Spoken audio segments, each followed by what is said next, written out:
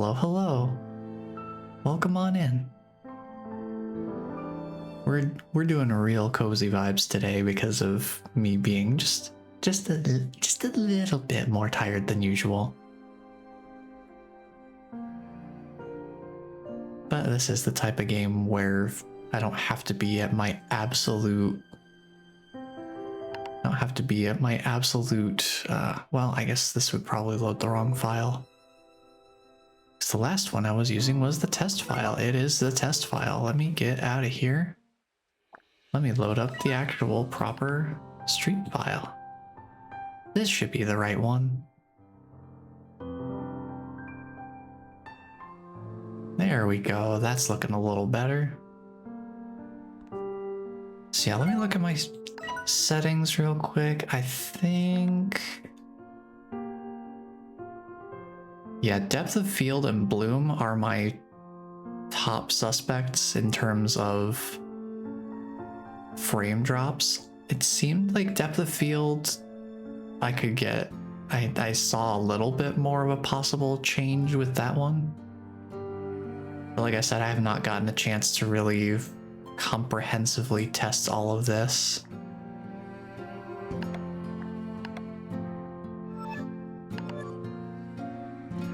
But then it also occurred to me, hey, you know, maybe it's for the best that I keep things at the lower settings, just because when we do get into some of the later game areas, and there's a lot of things being rendered and processed on the screen at the same time, maybe it's for the best that I kind of undershoot things in terms of graphical settings.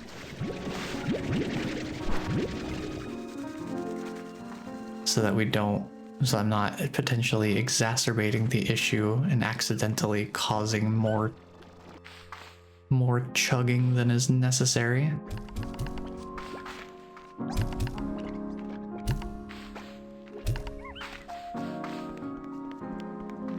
So I might just leave it on lowest settings, just for the sake of stability with my setup. But it should be fine otherwise. Okay, so my plan for today... let me see if I have any of... oh yeah, we have refinery links now. Yeah. That's something I want to definitely go out of my way to get some more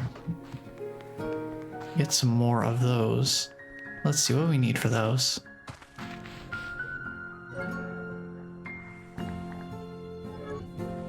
I want to get more refinery links because I can start setting those up in places that we go to.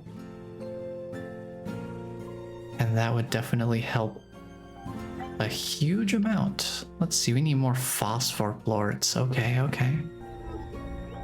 We do have a phosphor slime on the premises.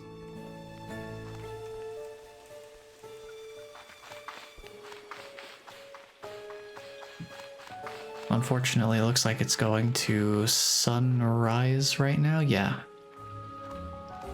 The sun is rising, so we're not going to be able to find phosphor slimes out in the wild right now.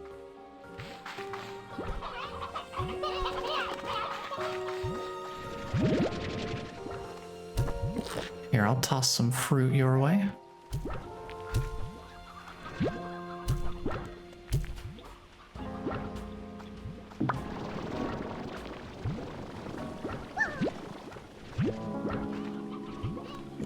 Yeah, I think it might be prudent for me to get some more phosphor slimes and mix them in here. Get some more of them going in the back. Kind of have the four largo set up like we have for the other corrals. Might be for the best. Now here's one thing that I usually have set up just for the sake of convenience. Let me put this on my favorites because I'm going to be using this a lot. I usually like to have a refinery link. Let's see, placement right there. That should be a good spot. It'll take a minute for it to be usable, but I like having a refinery link up here so that I don't have to go down into the basement to be able to deposit things in the refinery. It's not a huge difference, but it's enough that I usually like to have one here. So we'll just let that build up. In the meantime, I'll go around and clean up what's in the other corrals here real quick.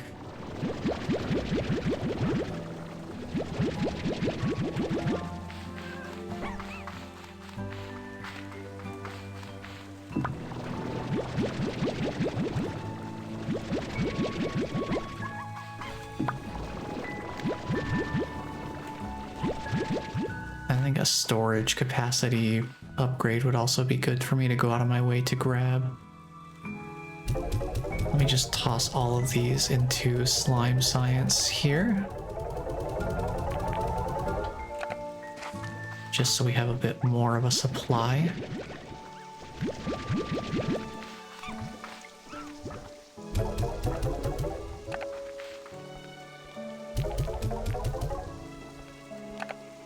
The phosphor plorts can also go in here.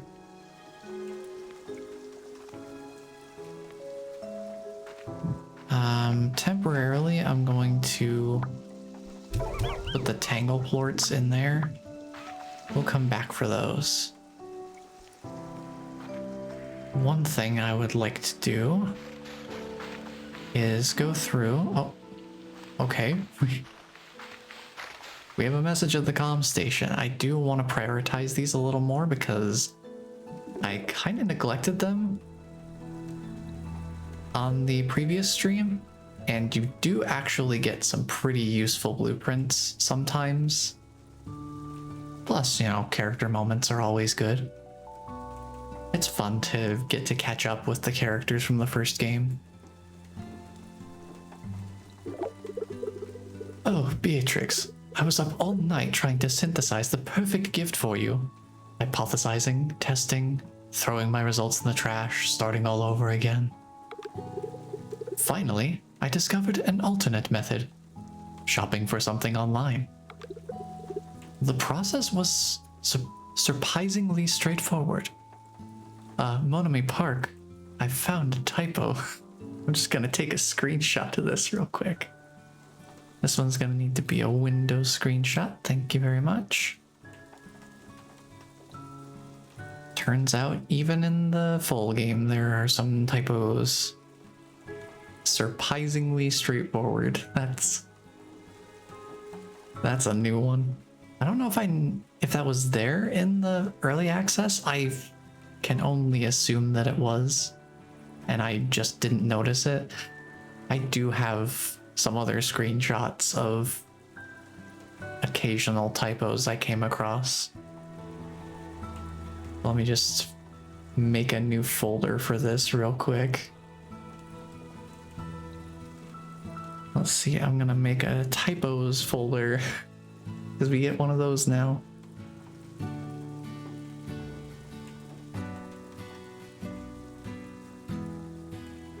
I'm just gonna title it Surprisingly Straightforward.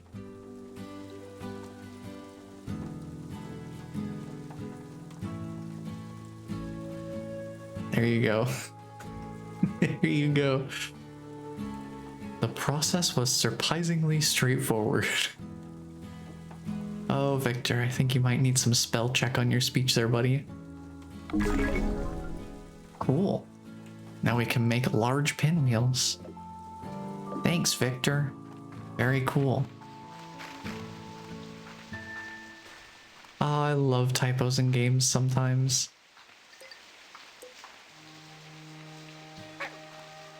I think there was one... There's one that I have saved that always kind of tickles me whenever I see the picture in my folder. It's from, I think, Resident Evil Village. And it's referring to one of Heisenberg's creations. It's one of the mini bosses, I think, if I remember correctly. And the whole thing they're talking about is basically just how absolutely indestructible it is.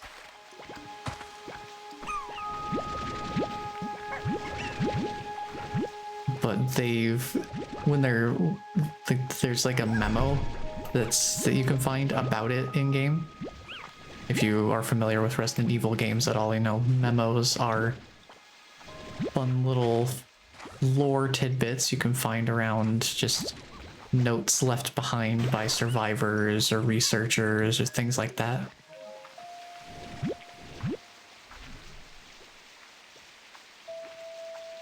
One of them discussing this mini-boss refers to them not as invincible, but invicinable. And something about the way that sounds when spoken aloud is just really funny to me. Like, whoa, this enemy, it's invincible. Just makes me think of like how a small child would say the word invincible. Just like, can you say invincible? Invincible. Invincible. Invincible.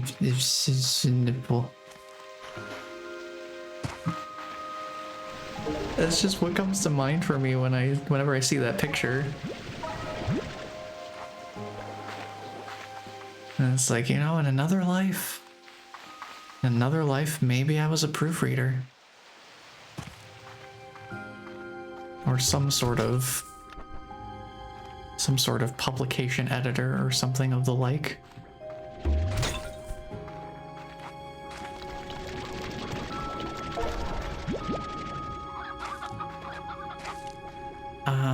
Let me see here.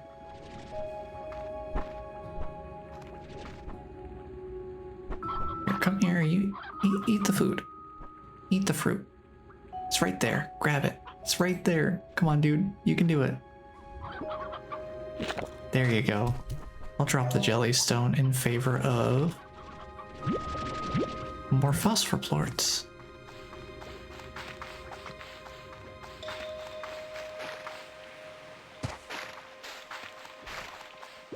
Alright, I want to hit up this refinery link because I've got a pretty full inventory of stuff here.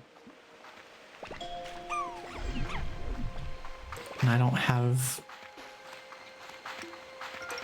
room for anything else here. Let me drop these off.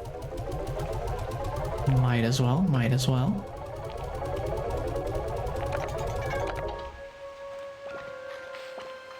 Alright, let's go back and grab that. Grab the jelly stone that I left behind, just because that would also be nice to have a little bit more of.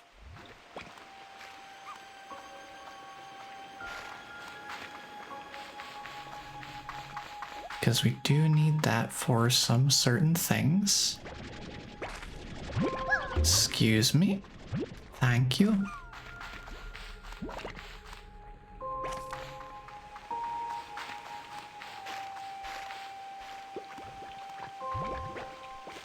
There was some more jellystone over here too.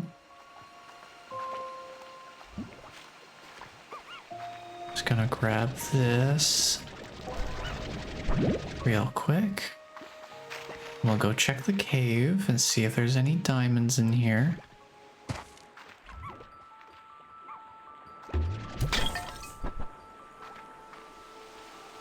No, no such luck right now. We could also potentially get a little bit lucky if we find one of those golden pots to smash. That could also potentially solve the problem if we get lucky. Anything in here? No. Okay.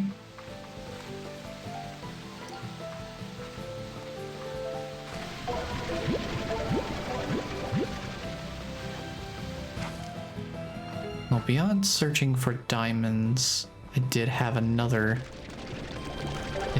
thing in mind in terms of what I want to do next.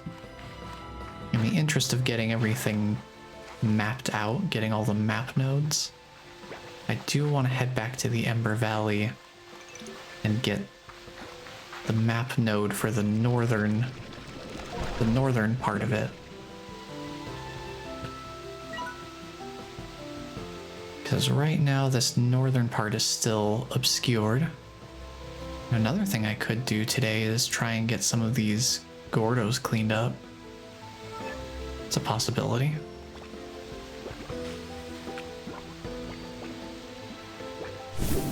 I'll focus on mapping things out first because that's important to me. Makes marking treasure pod locations a lot easier and a lot simpler. Or at least, yeah, marking them on my personal maps for later. It just makes that process cleaner.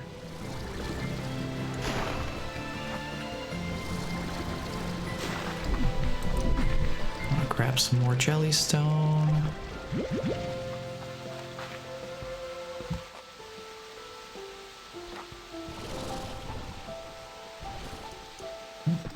I did not. Oh, hello. Whoa, it hit something. It hit something of its own accord as it ran away. So, you know what? We take those. We take those any day. The only thing better for golden slimes than having to shoot something at them is just having them hit something on their own and basically just dropping a plort for free. We certainly take those.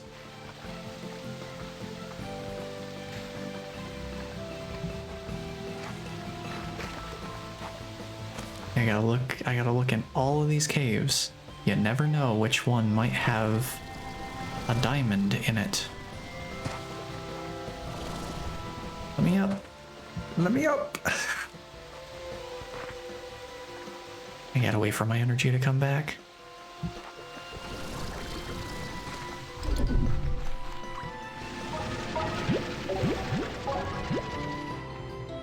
Well, if nothing else, we are gathering other resources alongside searching for diamonds.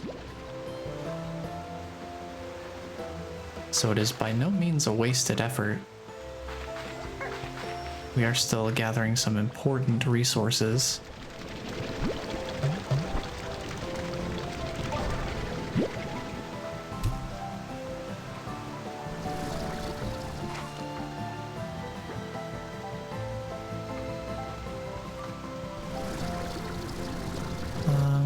Let's go over here. I see, is there a smashable pot down here? There is. Come here. Well, hi, phosphor slime. Oh, thanks for that. I could use those plorts. I could also use tabby plorts. I'm wondering if maybe...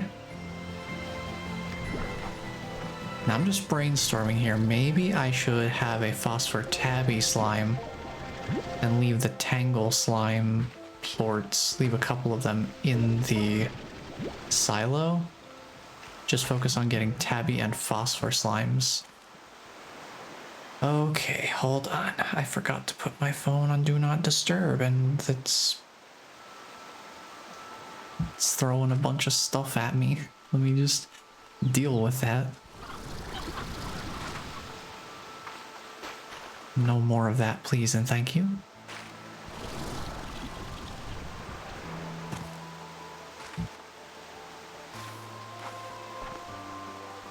I love the smashable pots can spawn up in this random little outcropping here. Very cool.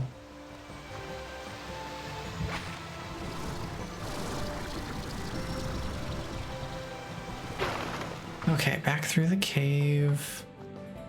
I did not notice any diamonds in there.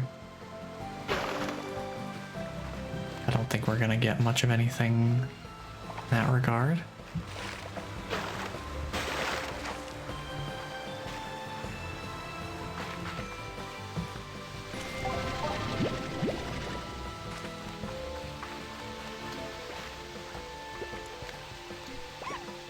Now my pockets are getting pretty full, so let's go offload this stuff.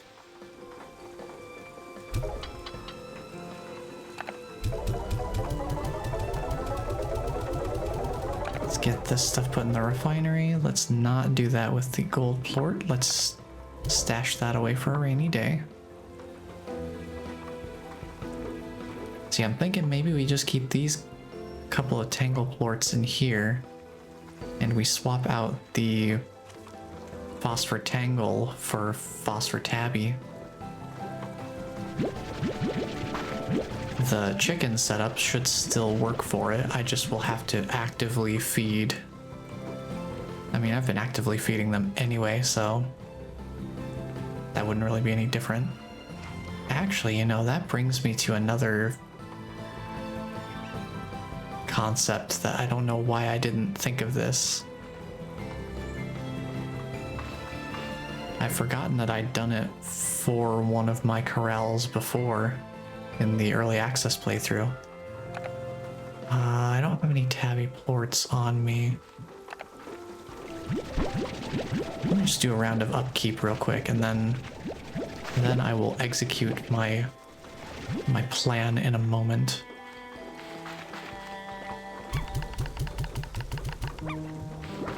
10 of them for you. 10 of them for you.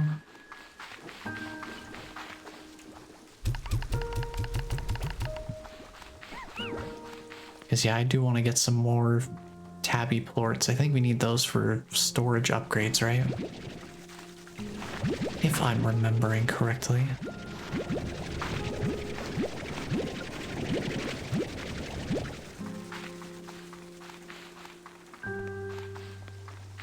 Let's see, we want to get... And then an extra 3 on these because they were kind of low. Yeah, look how full these things are getting already.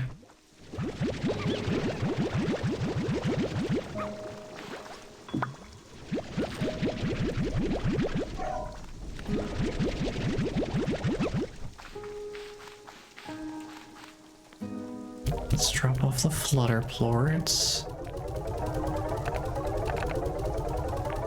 Leave 10 of them to finish off this slot of the silo here.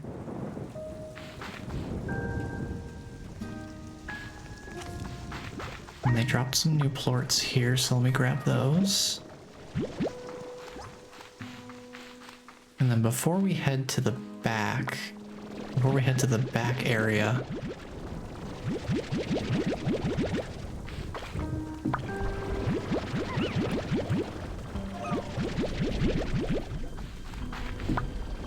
I'm thinking I'll go grab either a tabby slime or a tabby plort. Probably a tabby. Well, I do need a new slime, so probably just grab a tabby slime. Or 2. I'm thinking 2 might be good.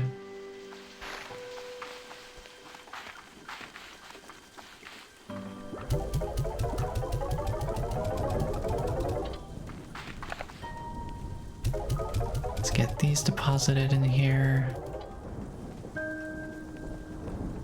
Then before we head back, let's head back out and grab some tabby slimes. If we can find them. Or, you know, phosphor slimes, whatever's closest. I do still need a tabby plort though, so I'm gonna go out and grab one of those. Shouldn't take too long to go do that.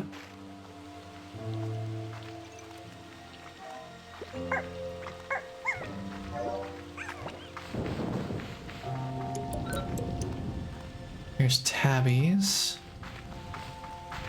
Just gotta find some plorts somewhere. There's a handful. I mean, that would be enough to get us started with the 2 that I was planning.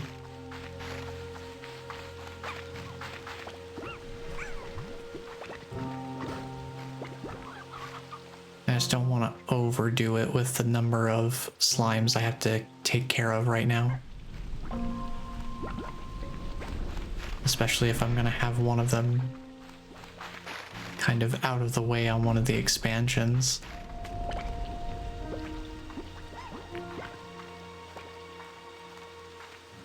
So I'm thinking 2 of them should be fine.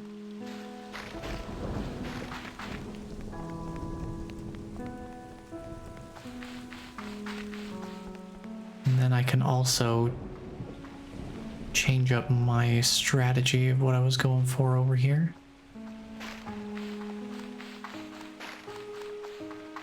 Because what I did with my early access playthrough, I had the tabby and the hunter slimes mixed together.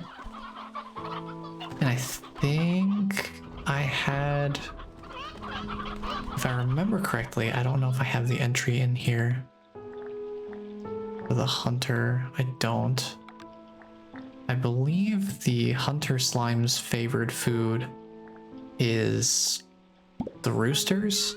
So I basically just had a corral filled with stone chickens and roosters. And it was essentially a self-sustaining food system. Because chickens and roosters in close proximity, they will keep repopulating. So they just existed in here. It basically was a coop and a corral in one. So they just had they basically just had a big old pile of chickens and roosters that they were sitting on at all times. I will say, they never went hungry. That's for darn sure. So I'm thinking I could take some of these guys, not all of them, but a good chunk of them. We need to move you out.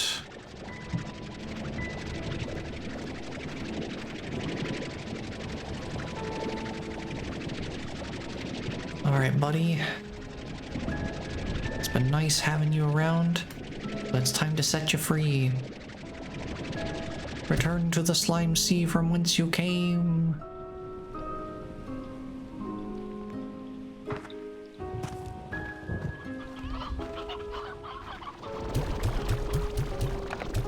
And we'll just set up some chickens in here. If I wanted to increase the benefit I get from this, I could bring stony hens back here instead of just having the regular ones. But for now, I'm not gonna worry about it. Let's see. Let's move all this. Move the poultry off to one side. Put the slimes on the other. Just to make it easier for them to do what they need to do here. Alright, then they'll start eating, then they'll start producing that.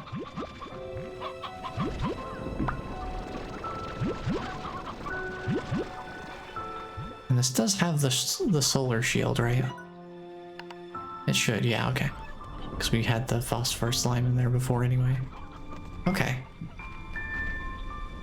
We have a source of tabby plorts. Those will come in handy.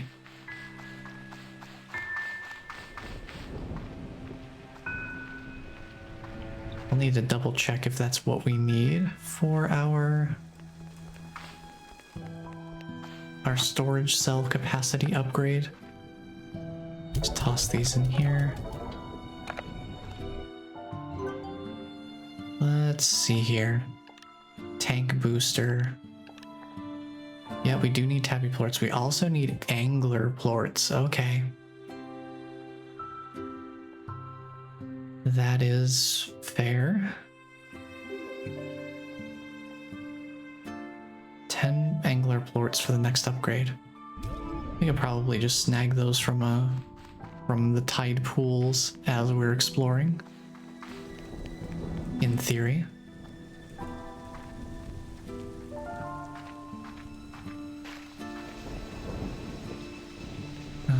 Let's see, is there anything else? I think we're good for now. I would like to head back to the Ember Valley and get that map node.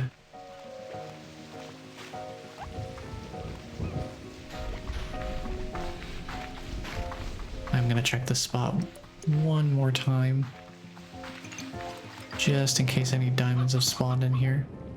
Nope. We got jellystone though. Speaking of stone, I want to grab a couple of these stony hens.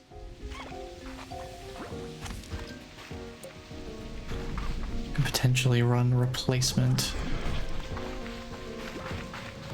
Do a replacement of the regular chickens. Oh, this little spot here. Yep. That's a lightning strike. Get him out of here. So I guess we're getting lightning strikes right now. I'm not too worried about grabbing that though. I am worried about getting hit by it. Yikes. But there's some storm glass. When the sky welds the earth. That's a pretty awesome way to phrase it, gotta say. Now we have a couple of pieces of storm glass, which I think is used for certain decorations, but I don't know for sure. Storm glass was a relatively late addition, along with all of the other weather content. So I'm not super familiar with all of its ins and outs. But since this is something that doesn't always happen, I might as well go out of my way to grab some stuff. It also drops lightning motes. I did completely forget about those. I forgot those were a thing entirely. But now we have a few of them. Neat.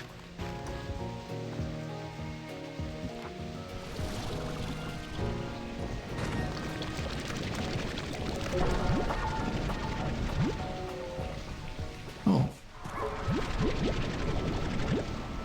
More storm glass. Yeah, my inventory's already getting full again. Crazy how quickly that happens, huh?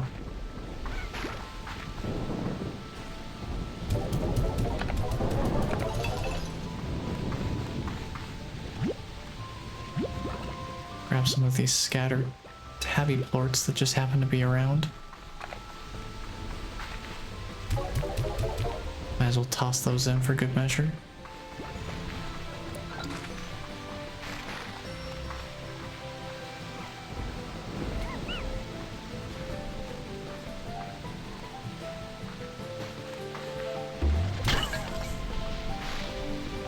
Oh, careful.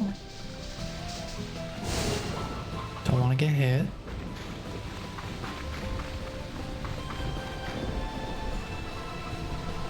Alright, Ember Valley, let's head in here. Let's go get this other map node.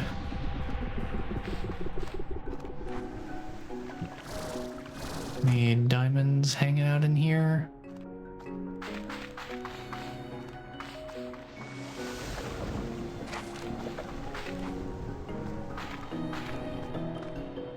I don't remember exactly where all of the potential spots for diamond spawns would be.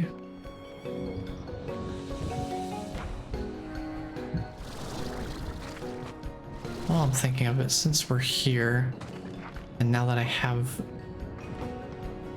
Now that I have the map of this particular section of the Ember Valley, we can go over here. The first place you can get briar hens. Briar hens are the favored food of the boom slime.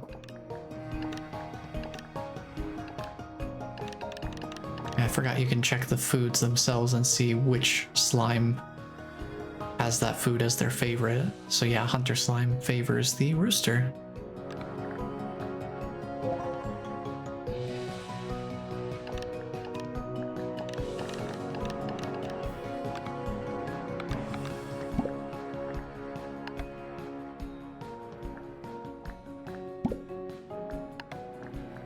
And you get some little blurbs about the different areas that you explore. Descriptions of the different weather conditions.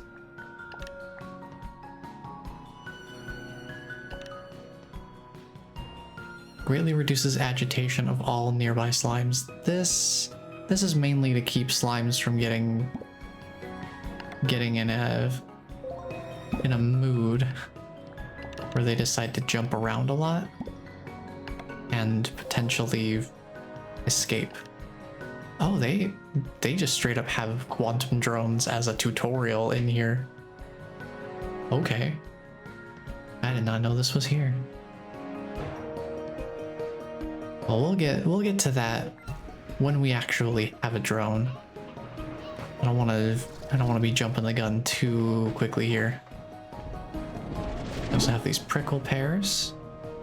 Those are the favorite of the baddie slime, right? No, the dervish slime. Right. Because the baddie slime is like the pomegranate. I forgot.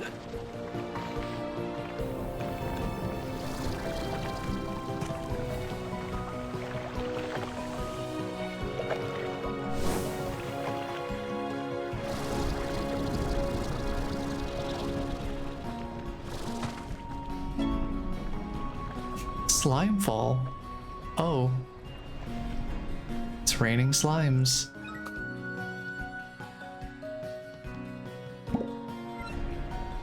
Well, I guess we gotta be careful for a potential tar outbreak then. More so than usual.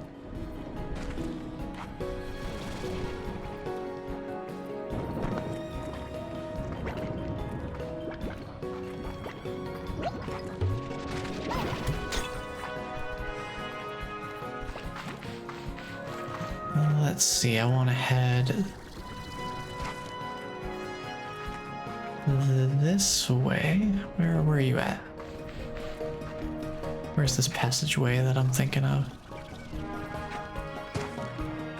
I am losing track of it. Hold on. Go in here.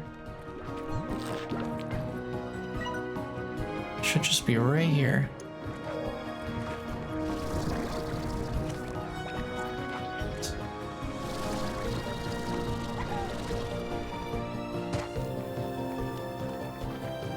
What is going on in my brain right now?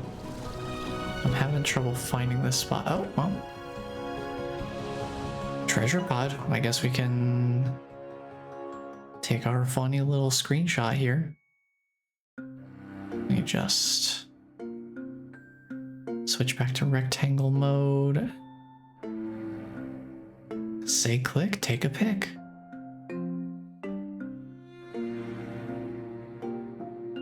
Go to treasure pod screenshots, Ember Valley. This is number 12. I don't know why. Oh, I know why. I was like, why does it say Rainbow Fields? But that's because where the cursor ended up is hovering over Rainbow Fields. Yeah, this will be number 12.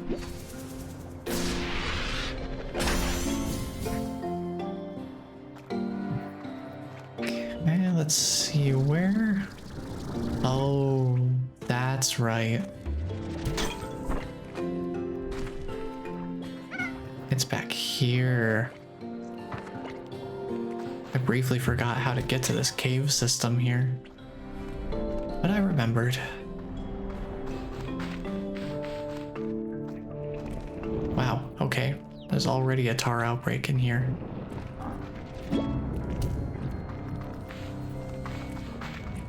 Seems good. Let's just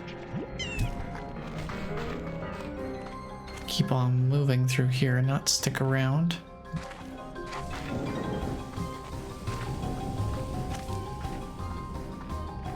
Let's see, we need a boom slime plort. We need a couple of them actually to open that door.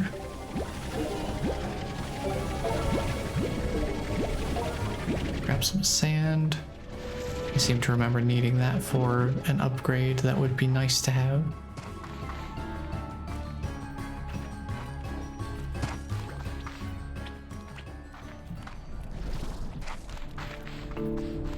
Hold on, if I remember correctly, there is a treasure pod on the side of one of these cliffs here.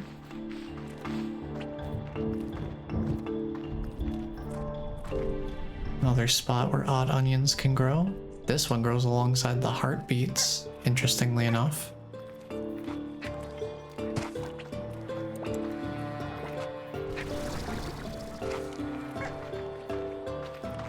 Here we go, here's the treasure pod spot.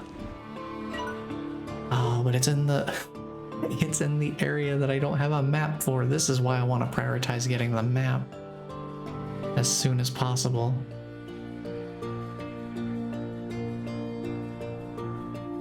So I'm gonna have to triangulate this. It's not too big of a deal. It doesn't need to be super exact positioning. It just would be a little bit easier if I didn't have to triangulate it after the fact.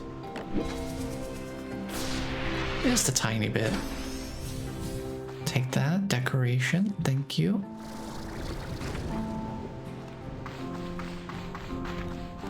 Can start a barber shop with that one.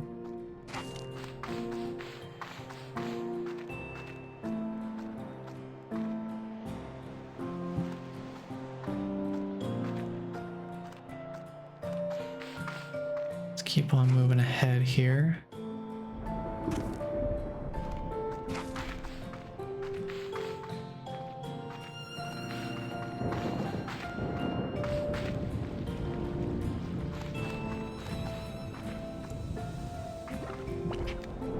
Here is the place I want it to be. Let's grab you. Let's grab you. Crystal slime. Make sure we've got all of these guys figured out here.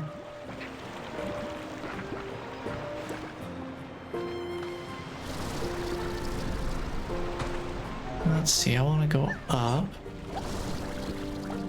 So let's take this geyser. That gives us enough height with the jetpack to get up here and grab the map node.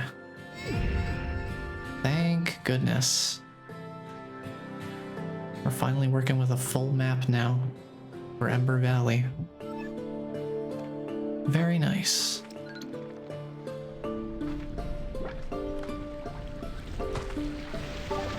Let's grab some oil while we're here.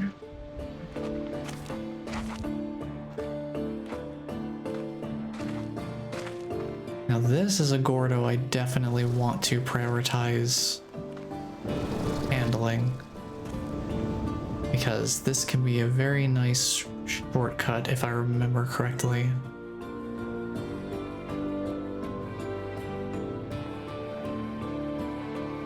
This can make getting to this farther side of Ember Valley a lot more manageable.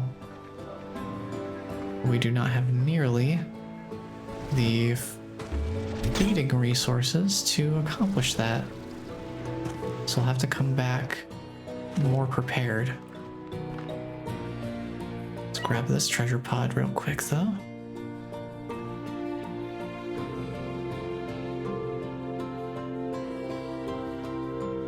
Take another screenshot, save it to the collection.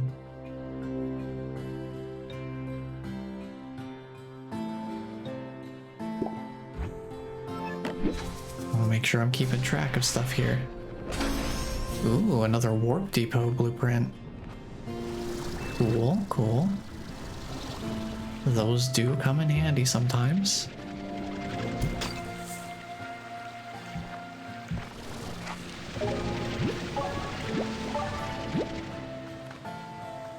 Take some more oil with me.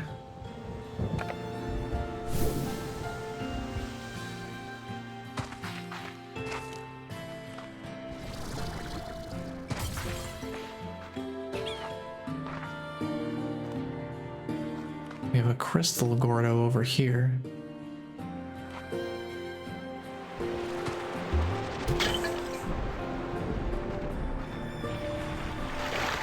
They're not quite as essential though, by comparison to the Tabby Gordo. The main thing they're blocking is a geyser. And if you do a little bit of platforming with the jetpack, you can avoid needing to use that. There's a little passage down there, but I won't take it right now. And there's another side to that passage. We can access it from the other side.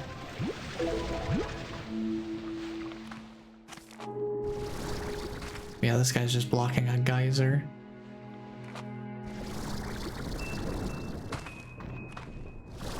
If you can put in some good work with the jetpack, you can just completely negate the necessity of using that geyser in the first place. So you can just get up here yourself.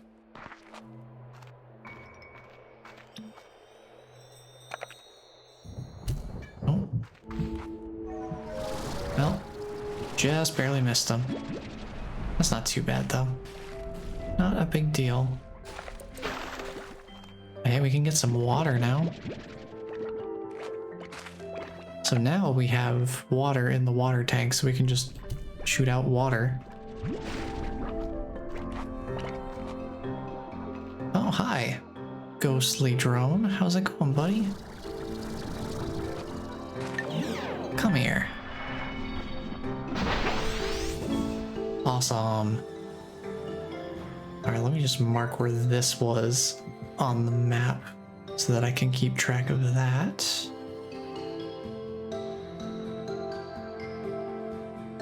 It's down here. Yeah, I see the spot. Okay. Grab that marker and place that down right there. Cool. How many of these am I carrying right now?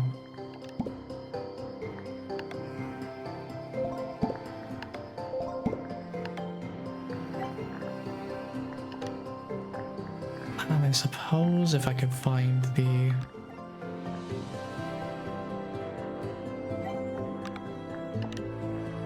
Yeah, I have 4 drone station modules right now. Pretty nice. So I can make up to 4 of them with what I have available to me right now.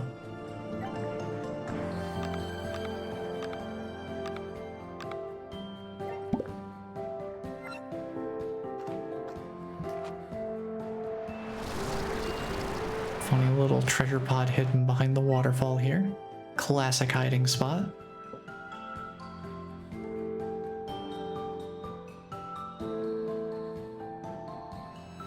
Take another screenshot here real quick.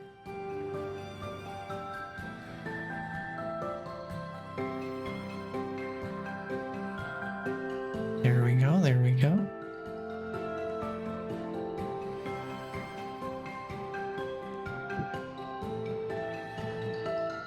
Let's do something else real quick while I'm thinking of it.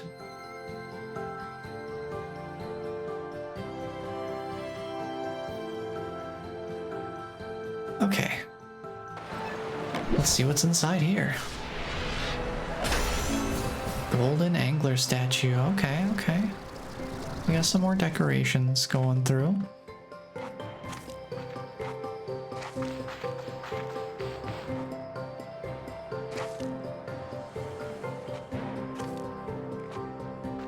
So one thing that's cool about this area in particular, so we've got these hot springs up here. It's a pretty nice little spot.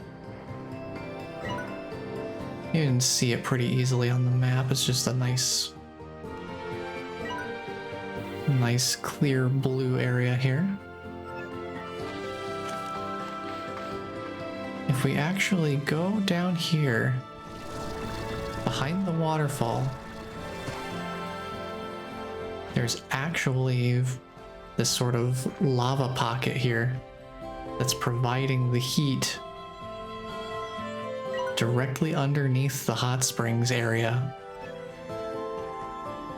which I think is very neat little environmental touch.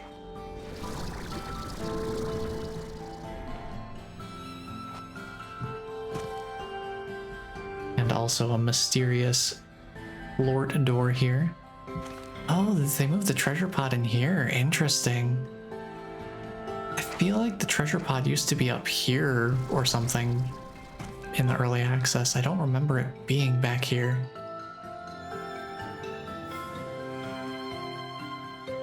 But you know how it is. New treasure pod, new screenshot.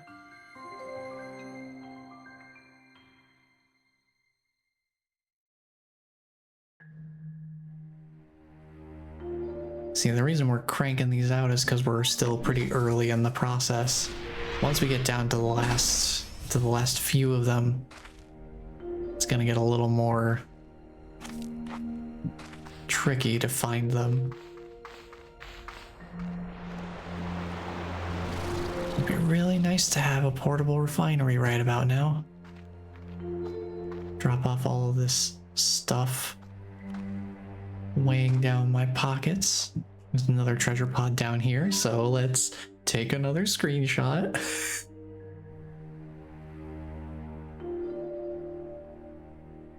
I mean, early on, this is the treasure pod experience for me. We're just gonna be taking all these pictures. Consider this is only 17 of 33 though, so we're still only at the halfway point for Ember Valley alone.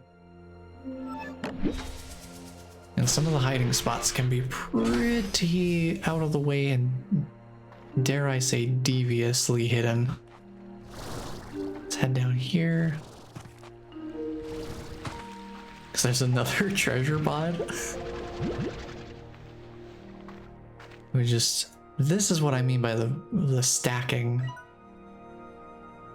Because horizontally, this treasure pod is not very far away from the one we just got.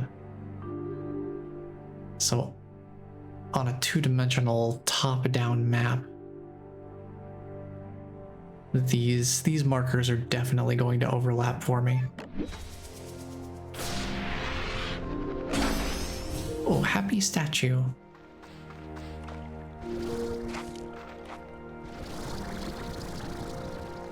Let me just connect back over here. Back to this treasure pod that we've already found. Now this area right here, this is where I usually have another refinery link set up. Get rid of the stony hens. I want to grab the tabby plorts. We can use one of these on that plort door that we were just at. Just kind of check that off the list of things that we need to come back and do. It's this way.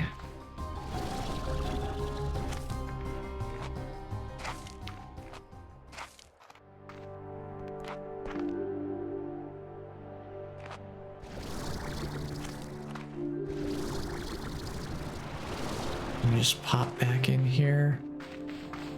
I believe that's a tabby plort. Yep, tabby statue. Cool.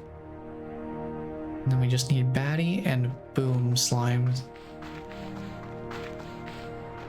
I think at one point I was trying to figure out which slimes to mix with which other slimes.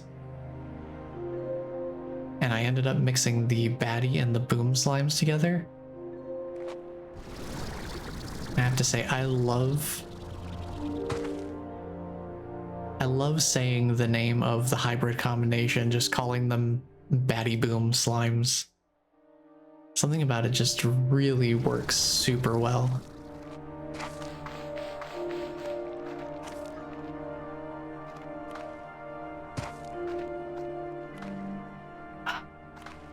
Now that I'm thinking of it, boom slimes have a meat-based diet, so it's kind of useless for me to have the pomegranates to begin with. Who's making mineral noises? You, okay. I just had to check and make sure it wasn't somehow an above ground diamond or something. Yeah, okay. We do have batty plorts. We can drop one of them off at this statue. And then we just need, at this point, 3 boom plorts would do nicely. I'm not gonna worry about holding on to this plort.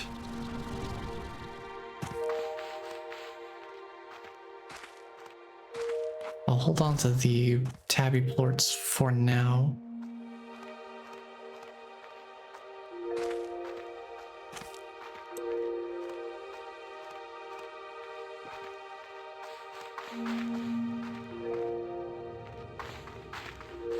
Let's see, I think I head back toward the fire zone. Oh, hey. The stony hens I dropped off are still here somehow.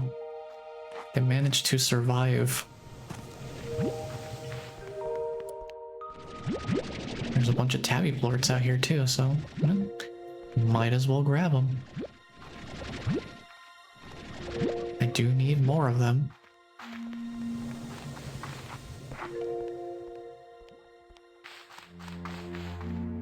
Let's see, I need 3 boom plorts total. I can get 2 of them and then use the 2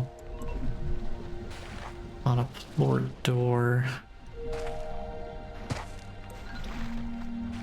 I would love to have another refinery link in the lava area itself, because lava dust is very nice. You know what we could do here? We can use...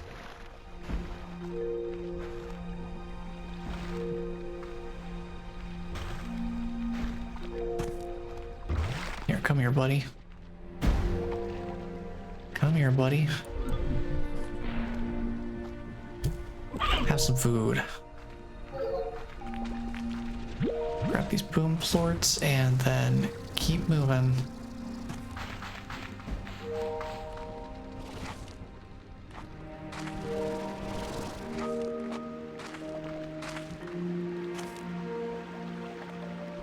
Some more resources down here. I'll just grab this real quick. So we are going to need more lava dust, so I'd like to have a refinery link here to make lava dust gathering easier.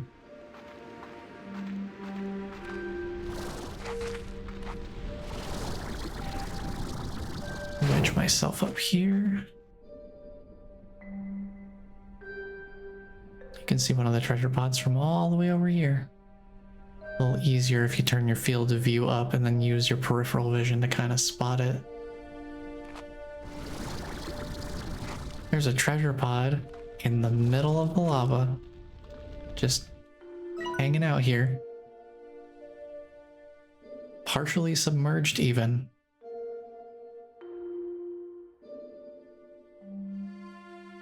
At least they are kind enough to provide some rocks nearby you can stand on.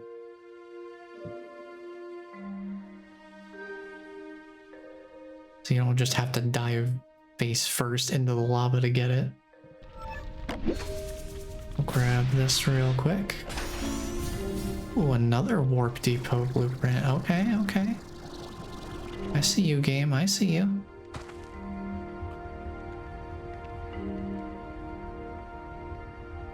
Let me hop around this way. Because they're gonna have some boom plorts over here. Just grab a couple. There's so much lava dust, I wish I could actually take it with me. I won't worry too much about it though. Once we have our first quantum drone, resource gathering will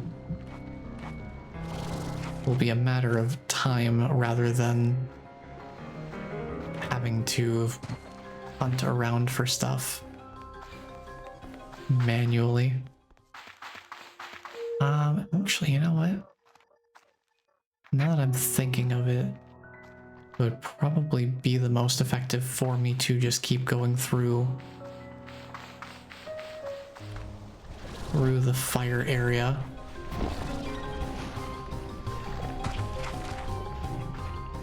Because I forgot I have a home teleporter at the other end of it now.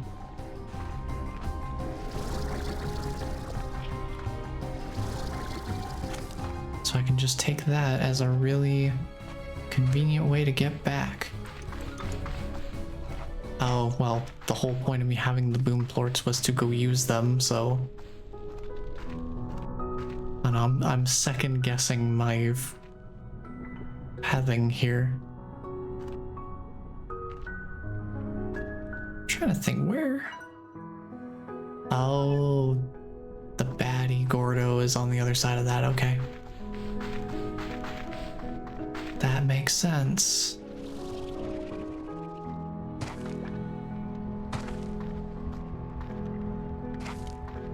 Yeah, I kind of forgot that I was going to be using the boom plorts for something. That's why I was heading back.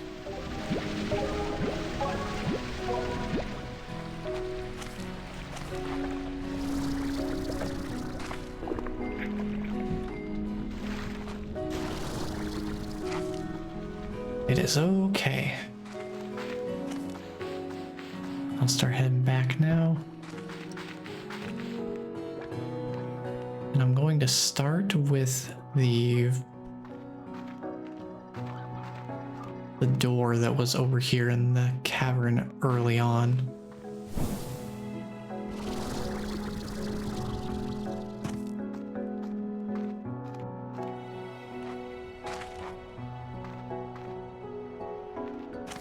And there's that whole tide pool area that I haven't explored yet.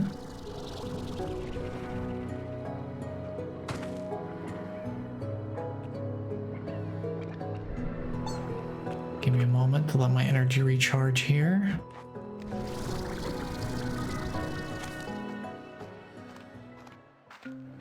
Because there's another treasure pod up here next to this isolated Q-berry tree.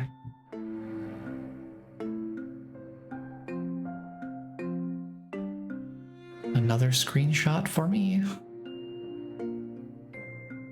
We are up to 20 pictures now for this blaze.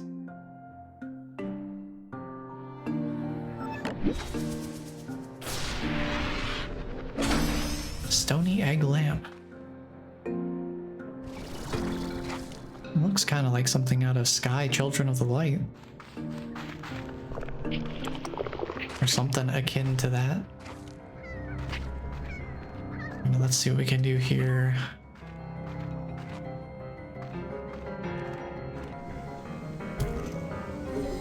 Nice shot. Nice shot.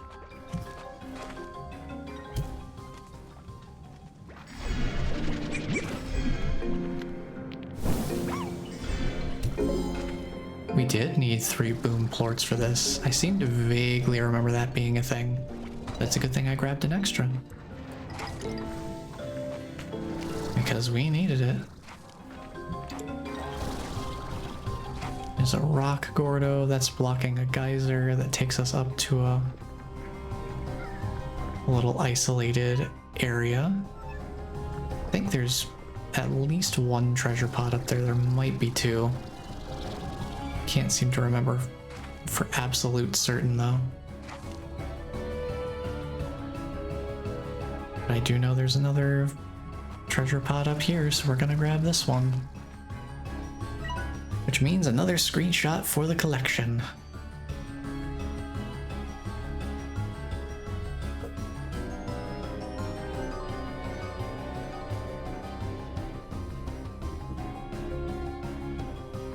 Yeah, Yeah, I'm sure we'll get to a point where I start wondering where the final couple of treasure pods are located, and subsequently have all the trouble in the world trying to find them.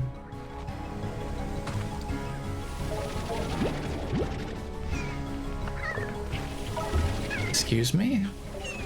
Trying to gather some resources here, and then just move right along, because there really is nothing else for me in here until I have the resources to feed the rock Gordo.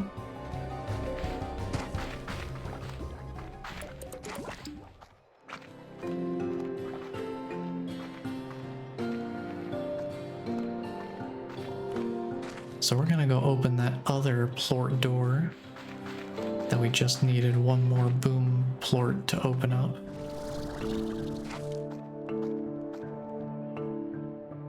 Will my energy come back? Because there's also this little area up here. It's a pretty consistent spot to get oil if you need it.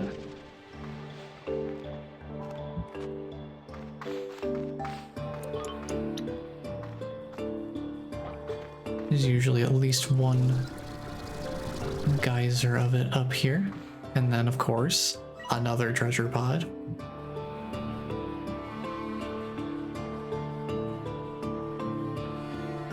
Give me that screenshot, thank you.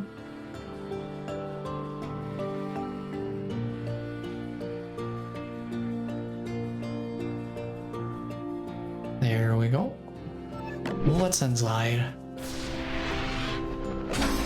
Round bumper. Oh, we can start making pinball now. Yeah, there are a lot of decorations I just have not tried out yet. This is also a nice way of getting up to the hot springs area without using the geyser. So that's a potentially nifty little bit of navigation knowledge to have in your back pocket.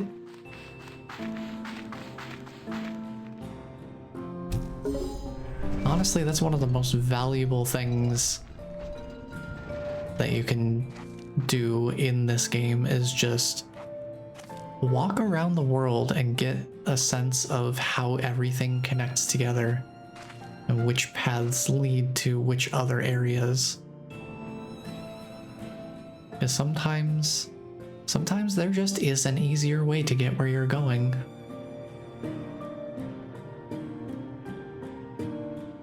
Now opening this plort door got me an achievement for secret behind the waterfall.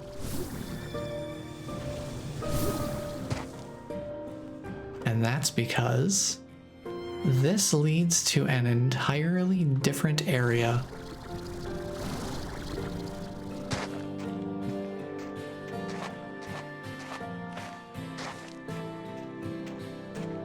So we're going from the Ember Valley to what I would say is the polar opposite, the Powderfall Bluffs.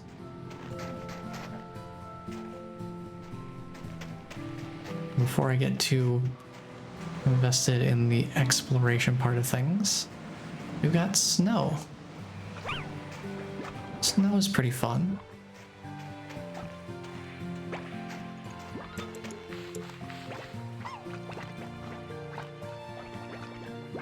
Just a nice little place for them to hang out.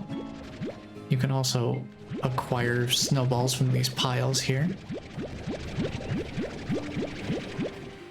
And you can use these to have a little bit of a snowball fight. Poof. Poof. And look at that, they start snowball fighting. Isn't that great? You can start a snowball fight with the slimes. Whoa, that one almost got me. Boom. Bam.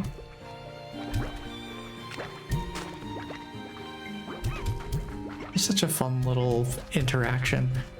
Like, how cool is that they just made it so that you can start snowball fights with the slimes? Like, just such a fun addition. I don't know if it really does anything specifically, and if it's particularly mechanically beneficial. But it's awesome and fun and adorable, and that's really the only justification it needs to be in this game.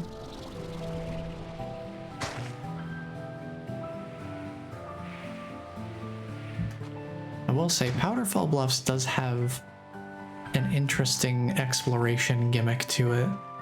I don't know that we'll get to see it while I'm here because I'm not planning to stick around for a particularly long time because I've got all these resources I want to get moving along.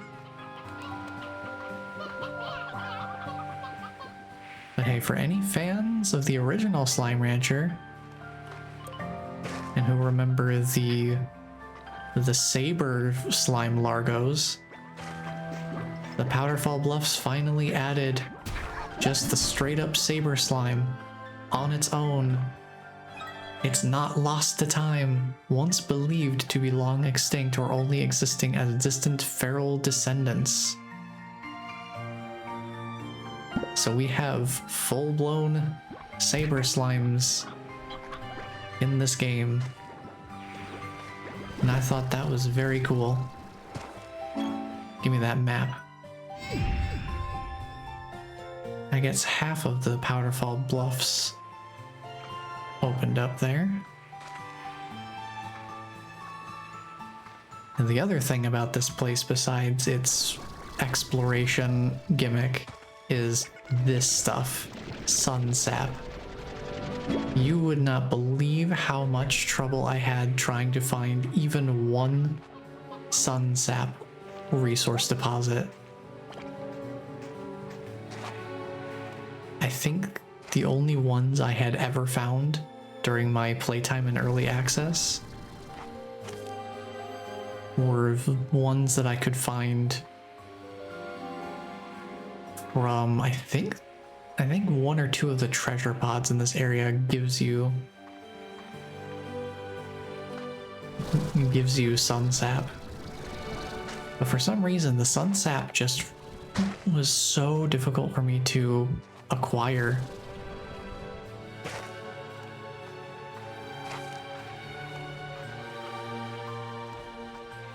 So that's one of the things I remember this area for the most in particular.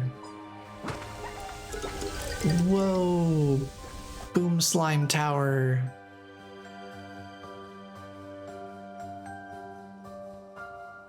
I gotta take a bit of a larger screenshot here so that I can triangulate this location. And I need to make a new folder for this as well. New folder for Powderfall Bluffs.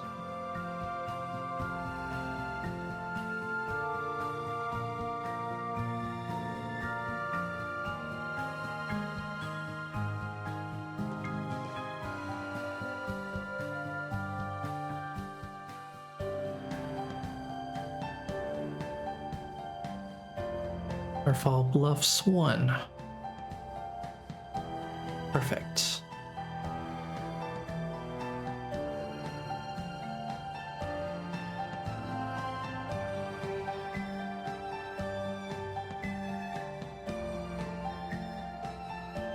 Ooh, pardon me for a moment. I need to drink some water. I am very, very dehydrated, I think.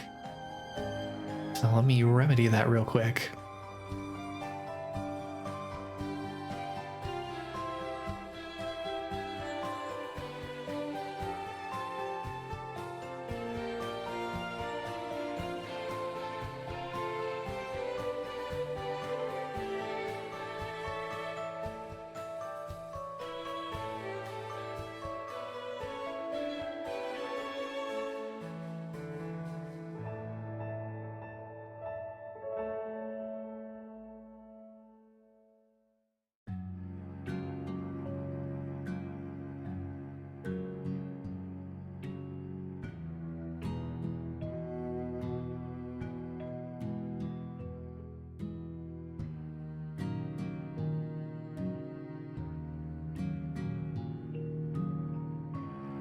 Okay, that's much better.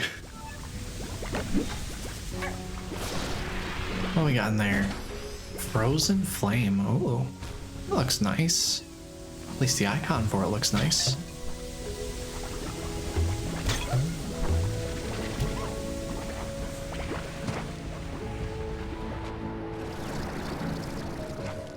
Alright, let me see. I don't know where the other map node would be. I have not explored this area in quite some time. So it has been a while.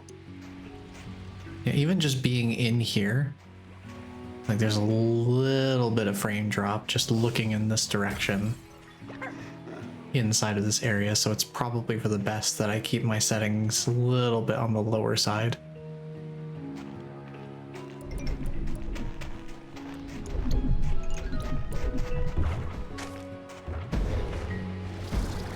Nothing too crazy.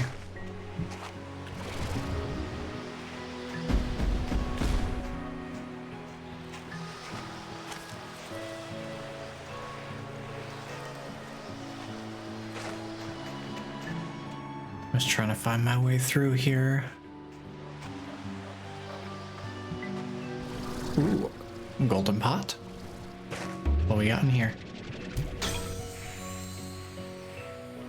Perfect snowflakes. Not what I'm looking for right now. Was kind of hoping for a diamond. Not gonna lie. I'm really on the lookout for diamonds right now. We just need one more. That's all we need.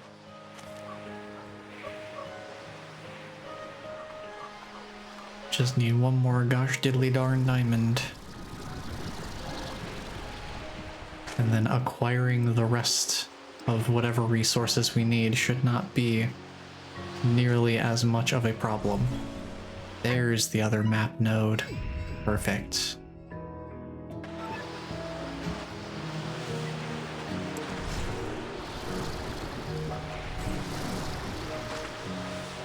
Like I said, I'm not planning to stick around here for very long, because I want to get this stuff back to home base here. I do want to check one thing though. Yeah, I don't remember any of this. Actually, you know what? This cave in particular, maybe I do recognize this layout. I don't know, it's hard to say. No, I think it's just reminiscent of another cave in a different area. I think Starlight Strand, actually. I also realized my screenshots, some of them have not been at maximum zoom in. But like I said, they don't need to be precise placements, so it is okay.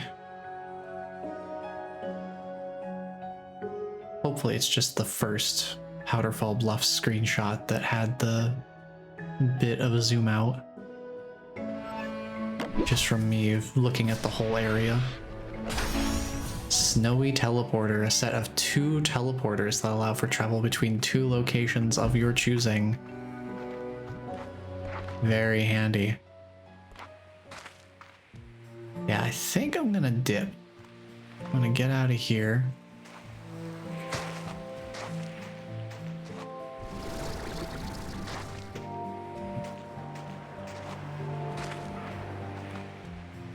This wraps back around here, yep. I would love to get this Saber Slime Gordo fed. That would be very nice.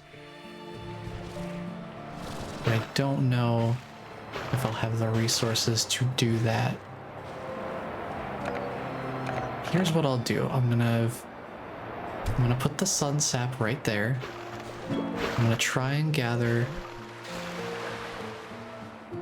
and feed as much as I can here.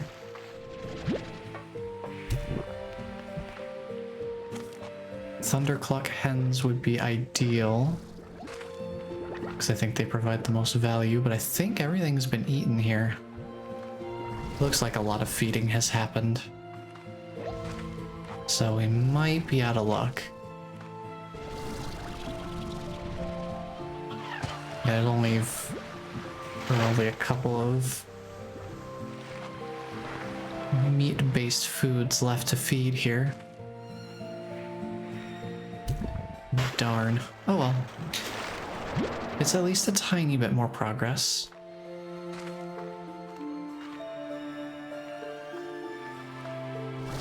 Now we can head back out of here the way we came in and just grab some treasure pods along the way. Should be fine.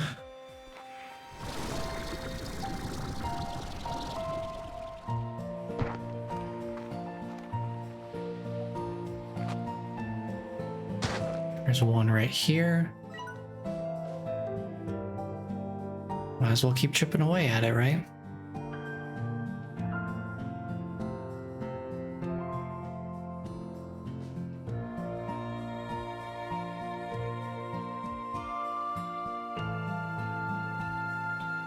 What we got in here? Ooh, a snooze bench. Yeah, I don't think I'm gonna be able to get out here. We're kind of committed to this lower route.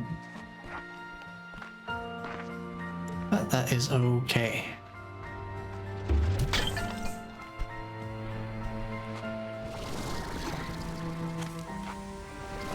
We can get back up to where we were pretty easily here. No trouble at all.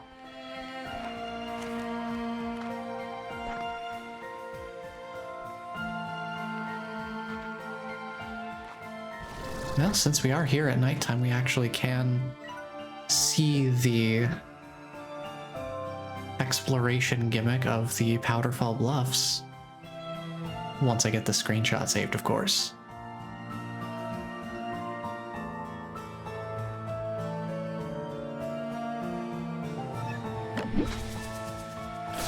And that makes our 50th one in total. At least according to the game.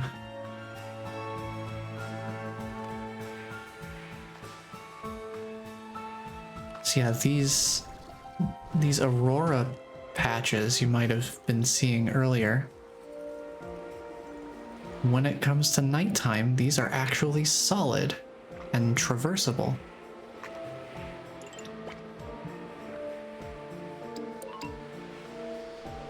Now for the inland areas, that they're mostly useful as a way of shortcutting to certain places or pointing out some of the more hidden locations where you can probably get to them just fine from above if you float down using the jetpack or something like that.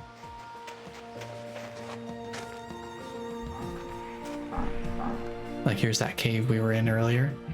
But the real benefit is that there are certain super far off locations.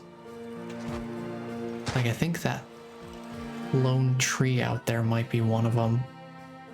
There are some locations that realistically you can only reach when you have these Aurora bridges to kind of get from one side to the other.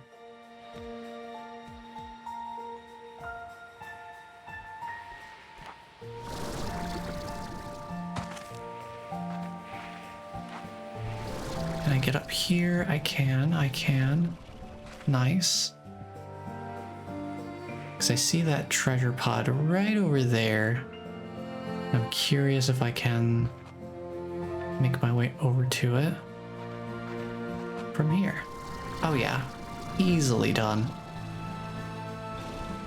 Not even a problem.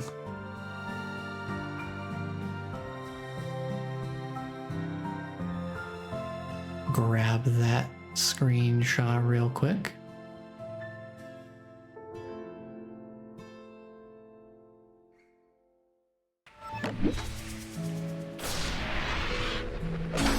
Ooh, another power chip.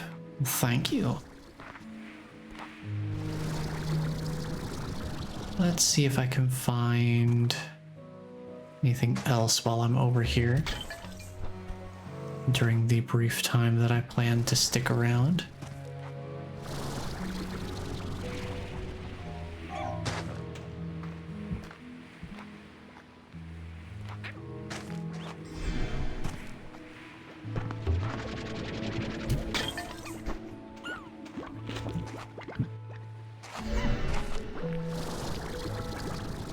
I don't see anything else that grabs my interest here specifically.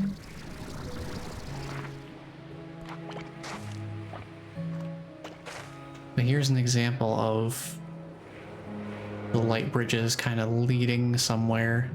I'll grab that treasure pod in a moment. Kind of leading somewhere that maybe you wouldn't be able to reach super easily or find super easily without indication. Because there's just a treasure pod hanging out down here, and there's basically no space to actually... There's not really any solid ground in the vicinity of it. So the idea is you kind of need the light bridge to be able to grab this without basically sacrificing yourself to the ocean.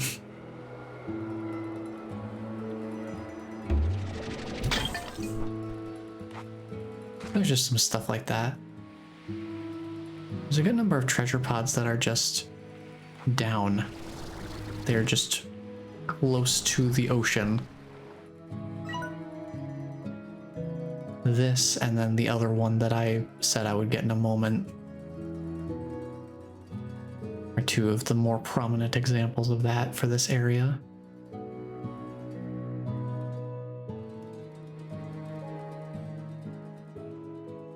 We really are just picking up a lot of these things, though. Snowy bush. Cool, cool.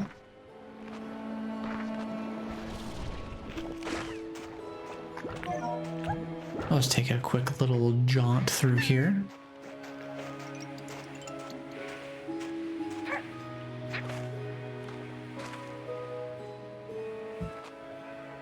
I just can't help myself. I want to grab treasure pods. Because they sometimes have really useful stuff in them. And if I'm all the way out here, I might as well just grab some of the more immediately obvious and reachable ones, right? We can save the more thorough explorations for later.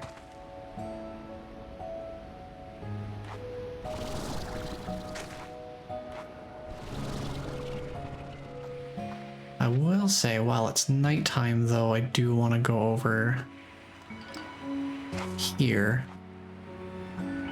Because this area is pretty difficult to explore without the light bridges. So it's a good idea to come over here now. I mean, I barely even need a screenshot for this one. It's just draw a dot on this little outcrop. Really couldn't be much easier to mark.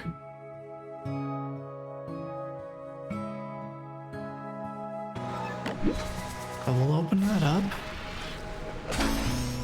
Ice Trio. Oh, very clever spelling. Yeah, so something like this is what the light bridges are really useful for. Because trying to get over here, you're gonna need some jetpack upgrades, I think. And even then, it's still pretty treacherous. You really have to make sure that you're willing to commit to that attempt.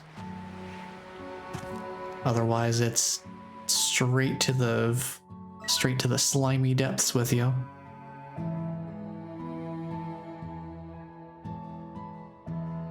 And that ain't no good.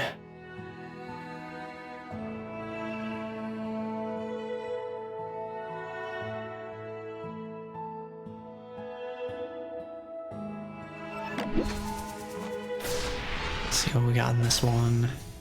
See, there's some sun sap. You get 3 sun sap from this particular treasure pod right here.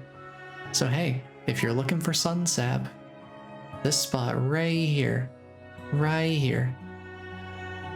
Can I leave the marker there if I walk away? Oh no, it goes away. I guess it goes away if you get close enough.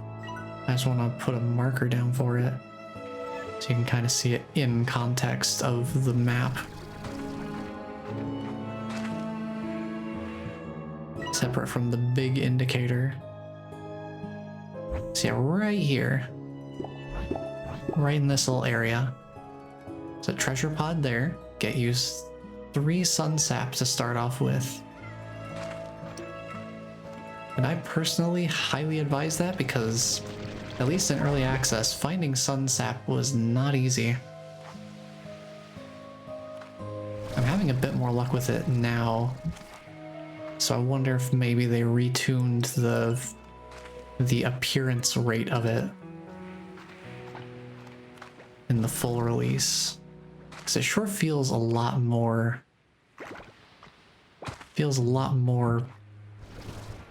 available than it did before. Good spot to find perfect snowflake deposits. And another treasure pod, of course, because what outcropping would be complete without a secret treasure pod upon it?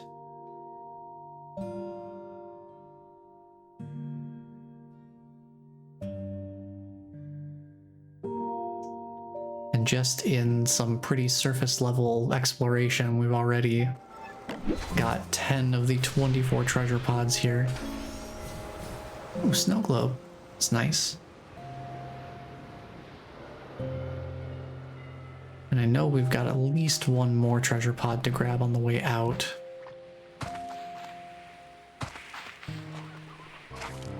That I already pointed out earlier.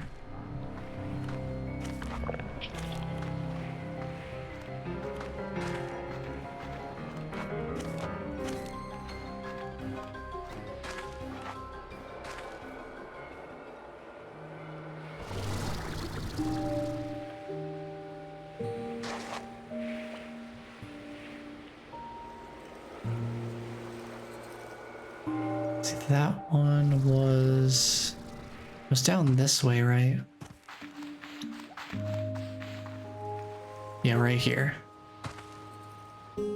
Perfect. We'll just take yet another screenshot.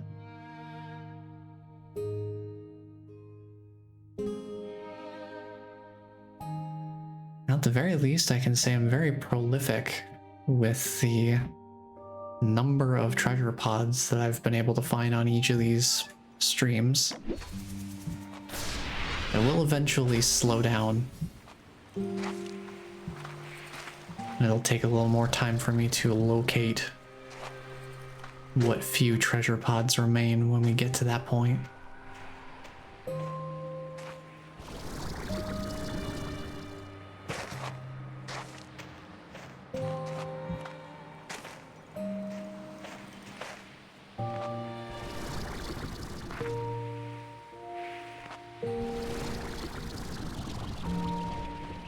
I feel like there's got to be one around here somewhere, right?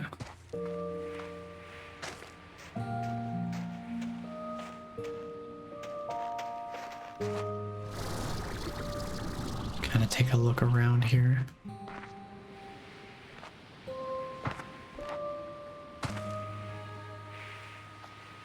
Before I drop down, let me make sure it's not over here or something.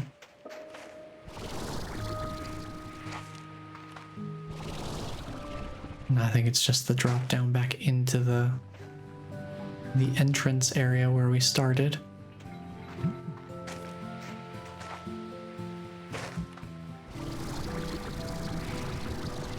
I know this treasure pod's back here. I remember this one very clearly. So we'll just snag this while we're here.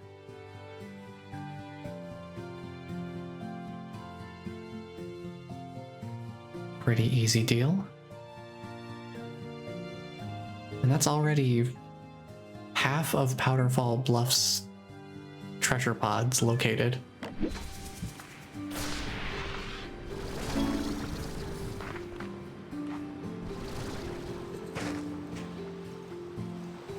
And I would say pretty handily.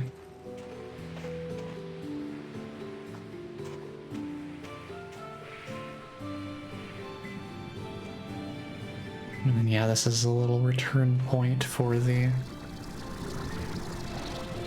We're heading back to where we came from.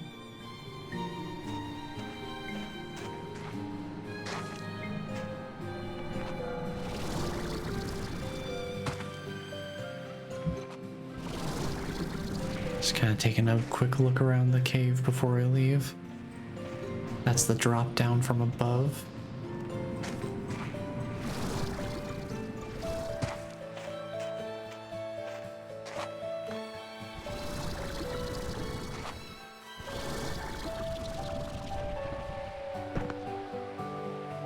I wonder if this is meant to be a one-way exit.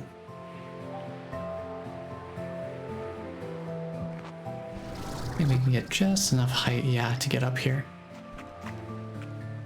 See, I think we briefly... Hold on. It is what I think it is. Alright. Tabby plorts are going bye-bye. Because we have ourselves another strange diamond. We finally have it. I'm so glad I came in here. Just happened to find exactly what I was looking for. I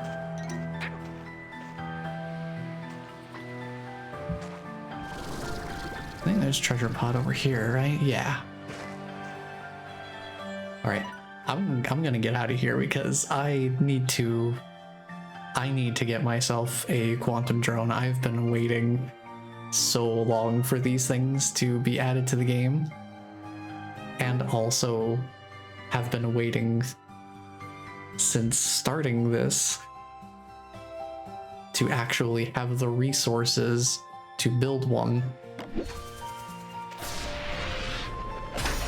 So now we literally just have to get home.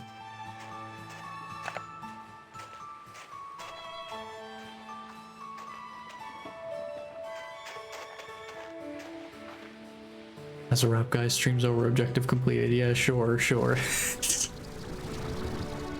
Objective is not completed until I have a quantum drone built and stationed and performing a very important task. And I mean very important.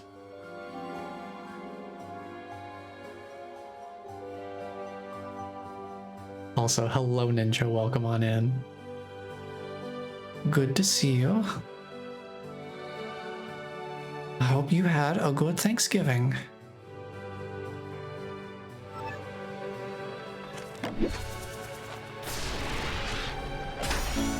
Frosted shell, nice. I'm not gonna try and fly out there because I don't have guaranteed landing spots that I can remember, so I'm just gonna go back the safe direction. See, here's another one of those light bridge areas where it's like, if it was nighttime, we'd be able to do something with that, maybe. As it stands, not taking that chance. I do not have nearly enough jetpack upgrading to be able to attempt that by pure flight alone.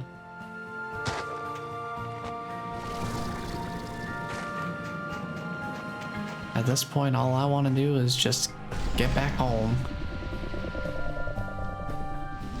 We are on our way. Okay, let's see here.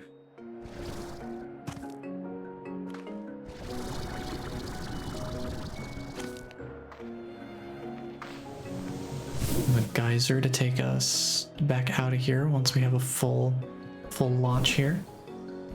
There we go. Very nice.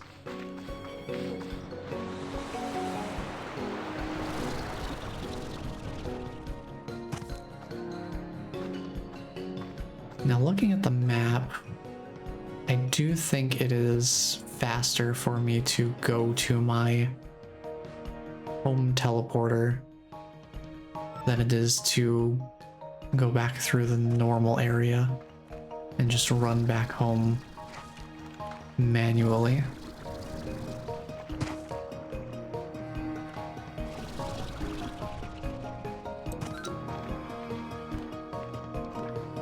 I am very happy we have this other diamond now, though. We finally have what we need. And hey, look, we can grab another treasure pod while we're here too. Why not? As a treat.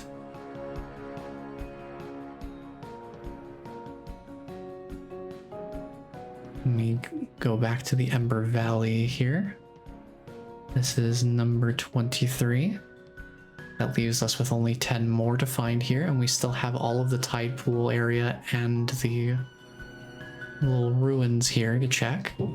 So that should have a good amount of what we're missing. Pop this open, and Amber Cypress Cluster. Okay. Some more decorations.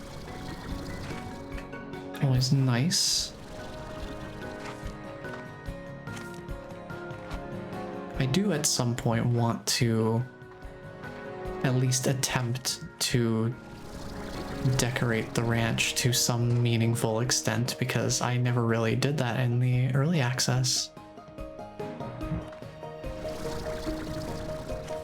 I feel like even just setting up the tables and chairs that I did was already more than I did in early access in terms of decoration. So that's not exactly a very high bar to surpass.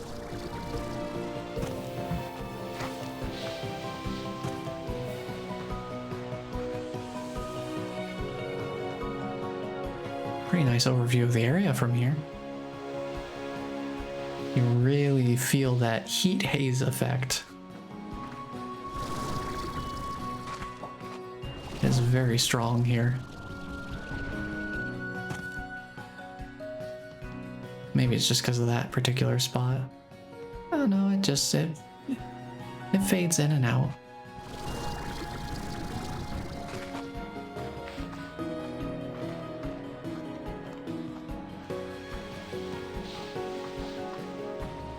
I'm just kind of taking a look around to see if there's any more. You know me, I'm always looking for those treasure pods.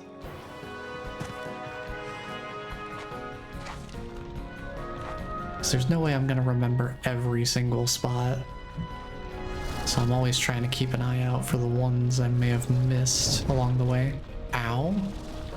Don't know how that hit me. I did not even touch that. But I guess it's just the cost of exploration.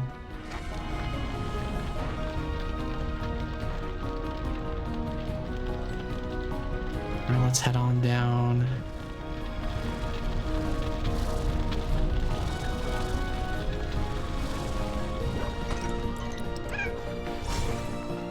To the home portal. Get me out of here. Let's get this thing built, huh? Oh, we got some new messages too, right? Oh yeah, we've been away for a long time, huh? Yeah, the auto feeders are completely empty. The molten cheese is too powerful.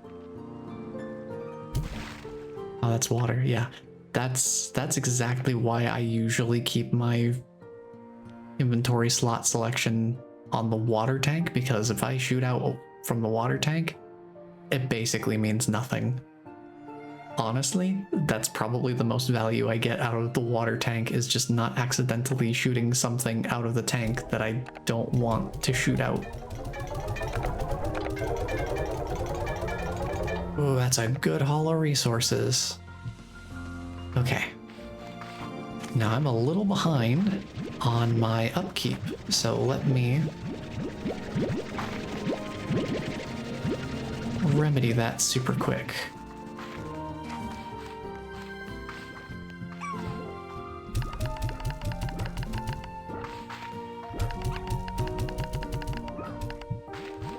Because none of these guys have any food right now, and that's not great.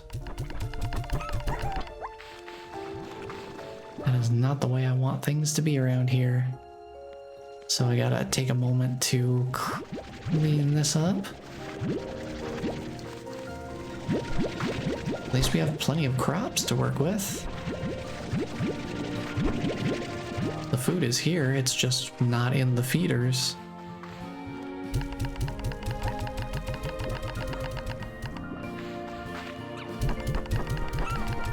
Gotta go get the food in the feeder.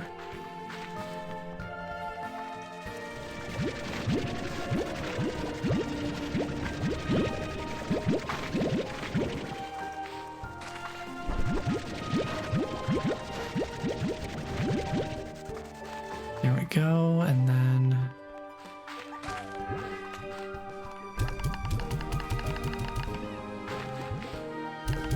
just kind of do this back and forth here until we run out of supplies.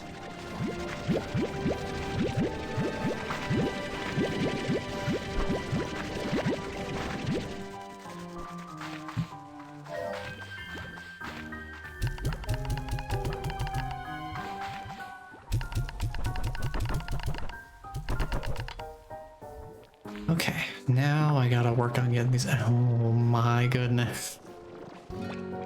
That's a lot of plorts. Hold on. Let me go hit up the back area here.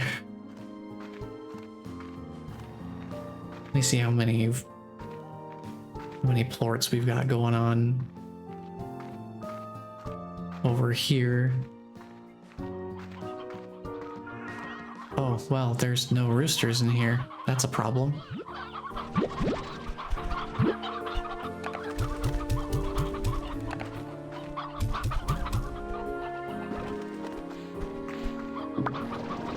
Pretty decent number of plorts, though. Grab these real quick.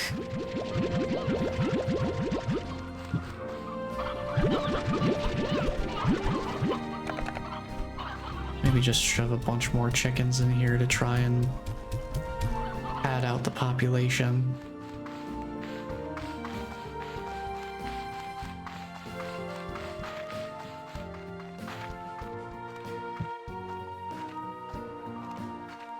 So I think at this point I just need more angler plorts to be able to get the tank expansion upgrade.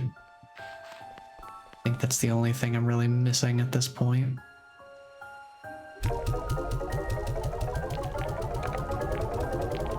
Just go straight to slime science with those.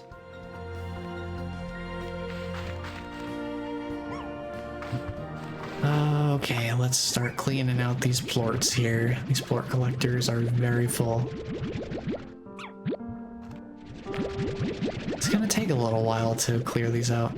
This is part of why I pared down the ranch so much in the early access playthrough. It's like I want to explore, but being out for exploration for too long starts causing issues. Because look how much stuff I have to clear out here. It's a lot.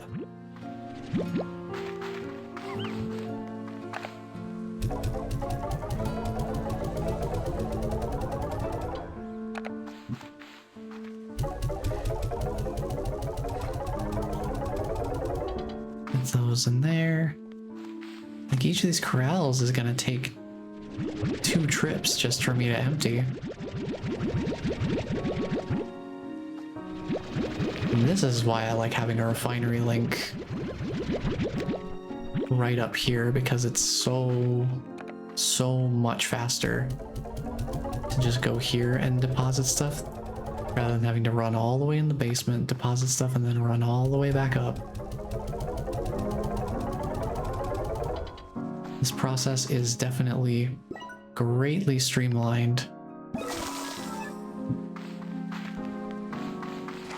by having just that one refinery link in the mix.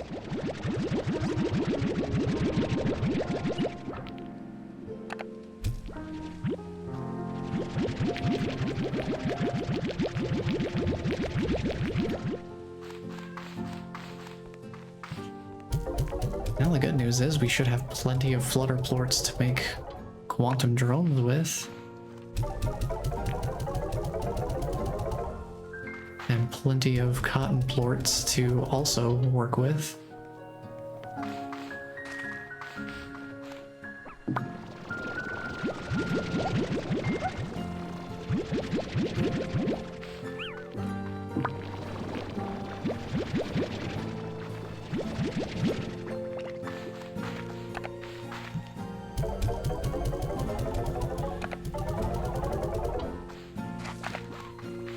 And do a little bit of a mixture.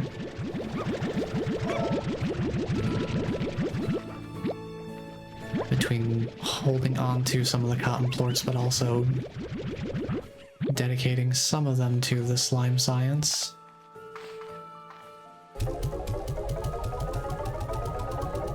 Because it is used in a handful of things.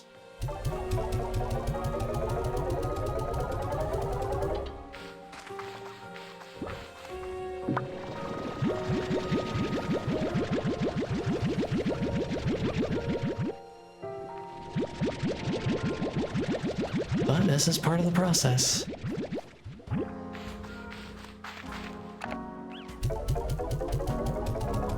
And it's definitely something worth considering if you want to think about the size of your ranch operation.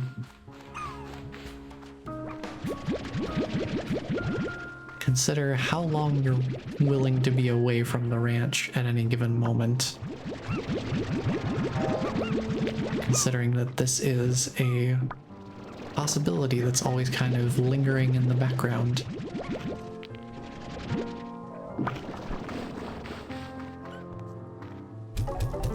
If you're away for too long, you're probably gonna come back to... You're coming back to as much work as is proportional to the amount of time you've been away, basically.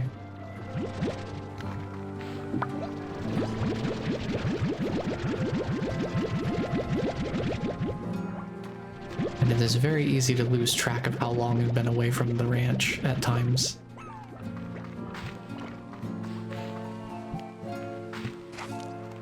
And fill up this slot, and I think that'll be fine. We have so many cotton plorts. So many of them stored up, it's probably overkill. Maybe it's overkill. But I want to make sure I have a good supply of them to start off with in an accessible format. Yeah, I think I'm fine. I do not need to store any more of them. I really don't. How many flutter plorts do we have right now, actually? Ooh, we're almost maxed out. Pretty cool. At that point, we could start selling them. Get some more money going.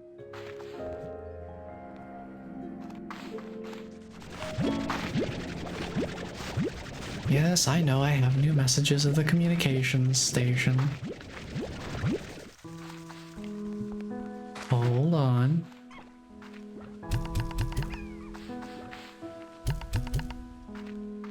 I want to get some more food distributed here so that we're good on the feeders.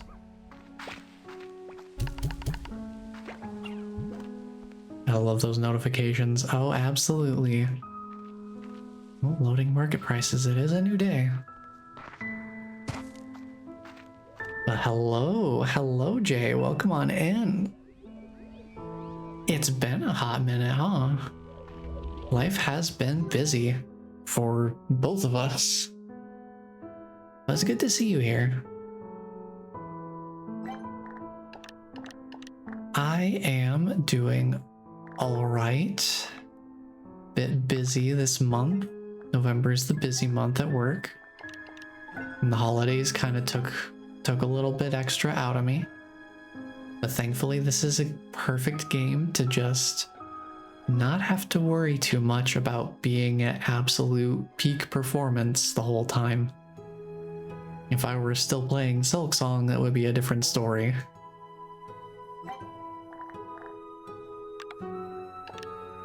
Oh, we can finally have our quantum drones. We need more money.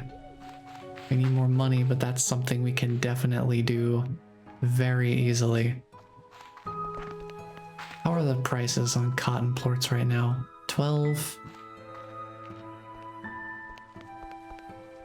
I think it's time we cash in all of these cotton plorts. We are going to crash the market. Here we go. How many do we need? 5,000 new bucks? Let's see how much we need.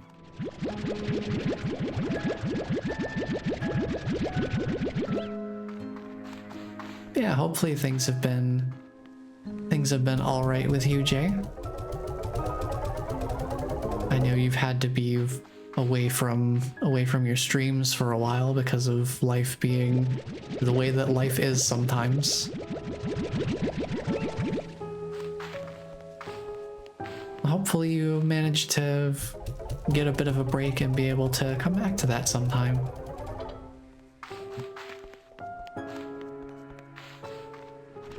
So I can at least speak for myself, and I'm sure others feel the same way, but I will just only speak for myself. It is very nice. It is a very nice energy getting to hang out in your streams. So as much as I miss them, I am patient. I want to make sure that you don't feel pressured to come back any sooner than you feel like you are capable of doing.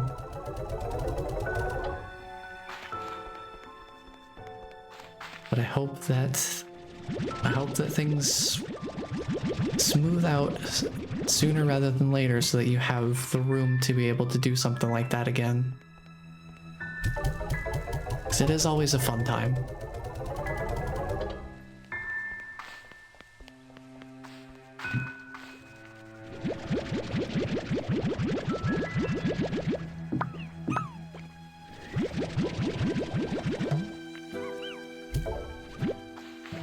I did kind of think maybe I would be selling all these plorts at some point. But it's a good thing I did save a bunch more than I really needed.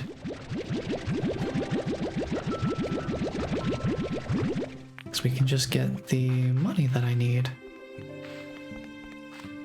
And we'll still have a good amount of them left over for their original intended purpose.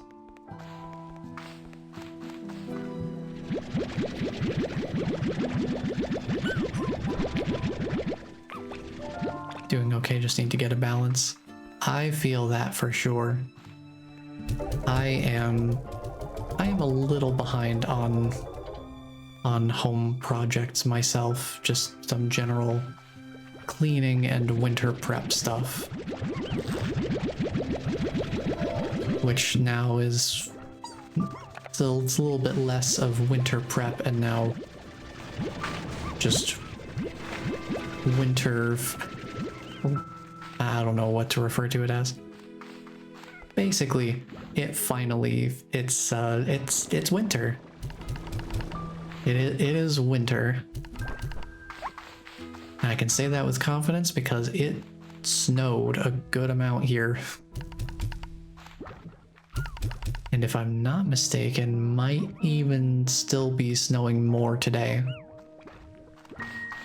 So we're finally in that time of year where we're getting consistently cold and snowy weather is occasional, but the cold is certainly holding.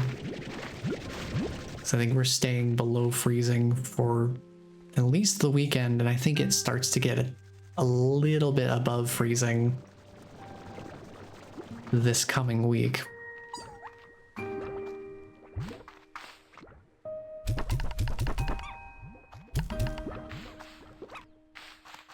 I don't know that it's going to be enough to really melt the snow by any stretch. Let's sell this off.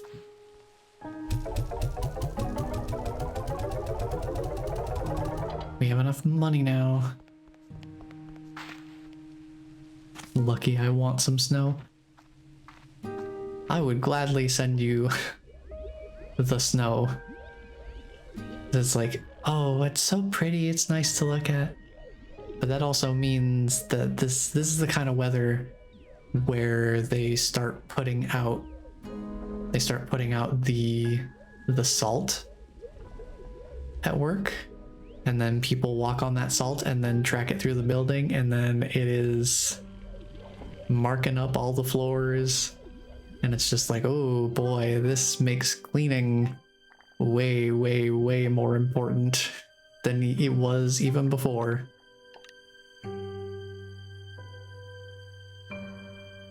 Because it's like, it's not too bad on the carpeting per se, unless people are coming in with, no, they're tracking a ton of salt inside all at the same time. That's not too bad. But it's the waxed flooring that salt gets all up on it. And it just turns it all like salty white, and it does not look good. It does not look good. So it's like, oh, I just have to keep scrubbing the floor to keep it looking even halfway decent when the salt comes out. So that's what kind of comes to mind for me immediately after. Oh yeah, it's snowing, it looks nice. Oh, it's so pretty. And it's just like, oh, well, my hallways at work are gonna look like garbage. Oh no. But it's all part of the job. Oh, we can finally make quantum drones. Let's go. It's happening. Quantum drones. I don't know why this... Oh, because I have to confirm it, right?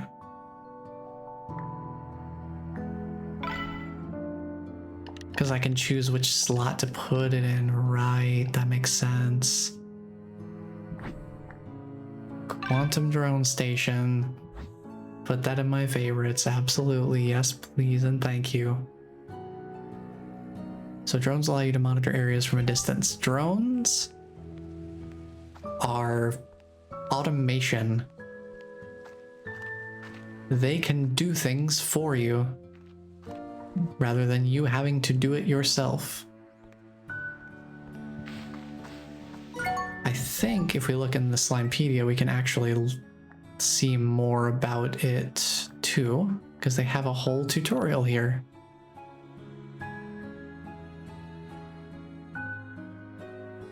Let's see, enter gadget mode.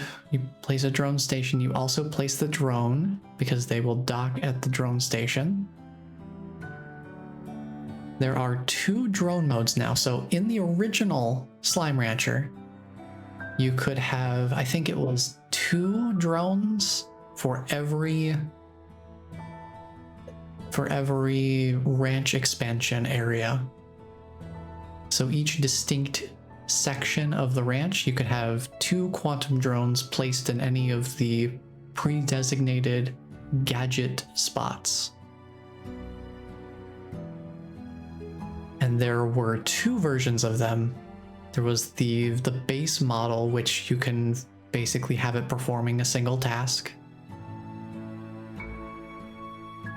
For example, you could have it take food from a farm and place that into the auto feeders at your corrals. And just have it be like, oh yeah, we were growing fruit here, so you can just have the drone take the fruit from the garden plot and put that into the auto feeders in the corrals. So you basically just are constantly feeding. You're constantly feeding the slimes without you having to do it yourself. The drone just takes care of that for you. You can see how something like that would be incredibly beneficial, especially if you're wanting to go away from the ranch for a while and explore. You don't have to worry about your slimes going hungry while you're gone.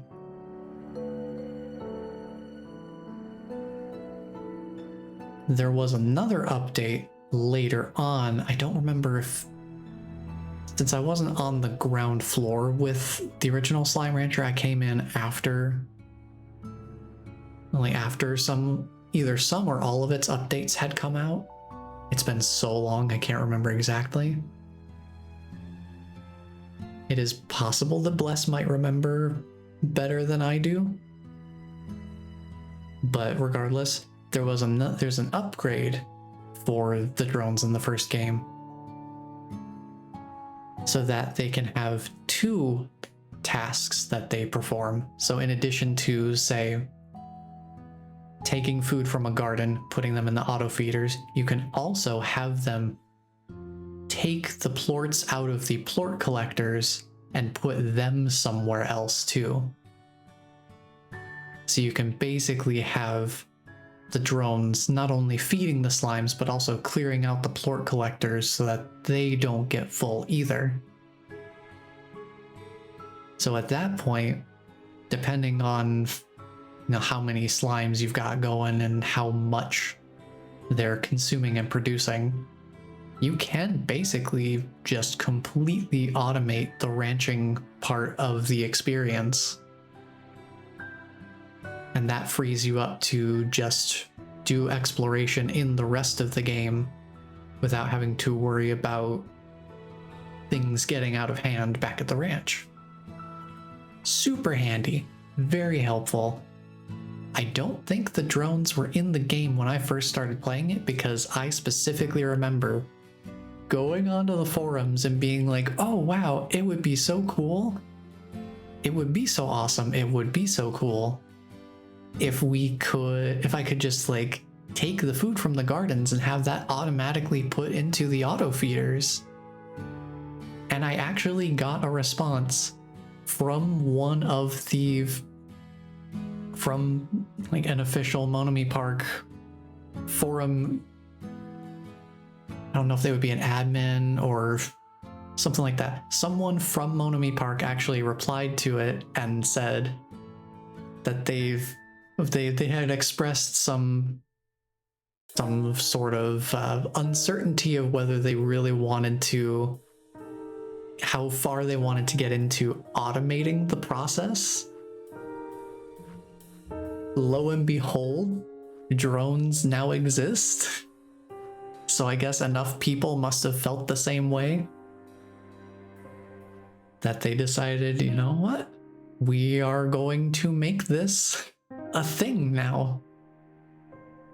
So it felt incredibly vindicating to be like, hey, wait a minute, that's that thing that I said. That's that thing I suggested. So that's probably one of my most personally memorable Slime Rancher experiences. So I definitely would have been, I was playing before drones came out,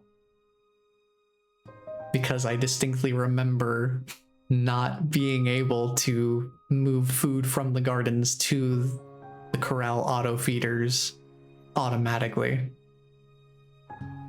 I loved Stardew Valley's auto feed system. It is pretty nice. It is nice to have the option there.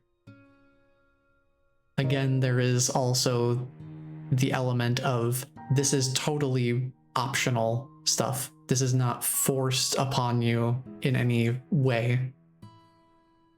Like, it's totally up to each individual to decide whether or not they want to go get the resources to build this in the first place. So something like this, totally optional.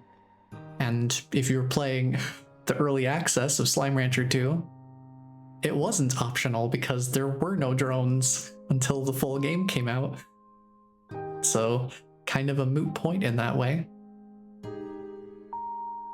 Well, the reason I bring that up is, one, to provide some context for where the drones kind of came from in the first place, but also to give a sense of what's different about the drones in Slime Rancher 2 versus the first game. So in the first game, there were no world resources for the slime science. As far as I recall, there weren't little deposits that you could find, like the jellystone or the strange diamonds or things like that. What you had to do was you had to build resource extractors, which were a different gadget. And after a certain amount of time, you would go back and collect what they had extracted from that environment, and that would give you your slime science resources. So basically you would just have a resource extractor. You set that down, you wait for a while, you collect what it extracted, and that's how you get your other resources for different slime science stuff. With this game, since there are world resources that you can pick up by hand, or by vacuum, technically speaking, there's no need for resource extractors anymore in the same way, because you can get the resources yourself by going out and finding them. The difference now with the drones is that they have two modes. The first mode, the Rancher drones, is basically how it was in the original game. Except it looks like here you can only have one quantum drone in each expansion, which is an interesting limitation. I wonder why they've set it so strict. I'll have to see how much they're capable of, I think. Like how many tasks they can perform before we'll reserve final judgment for later once we've gotten some experience with them. But now the drones have a second mode. Placing drone station gadgets outside of the conservatory has them act in explorer mode.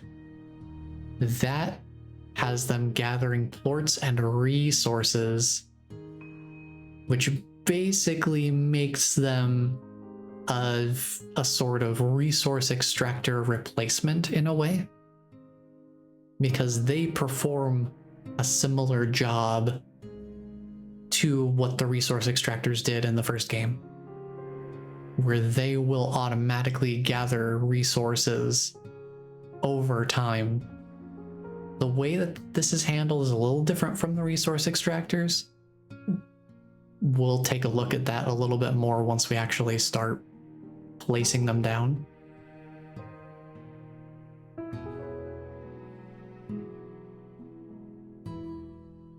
Let's see.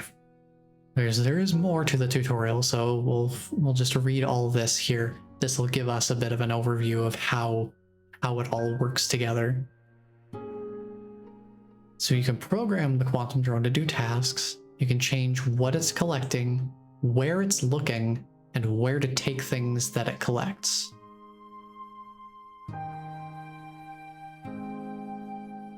Fueling drones is different from how it was in the first game. In the first game, this is what you really wanted a water tank for, at least for a good majority of the game.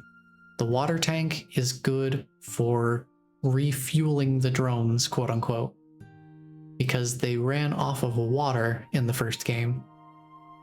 So you just splash some water on there, on their drone station, and that basically keeps them going. Here, you have to use plorts, which is why I've been saving the cotton plorts. Because we need plorts to fuel the drone stations.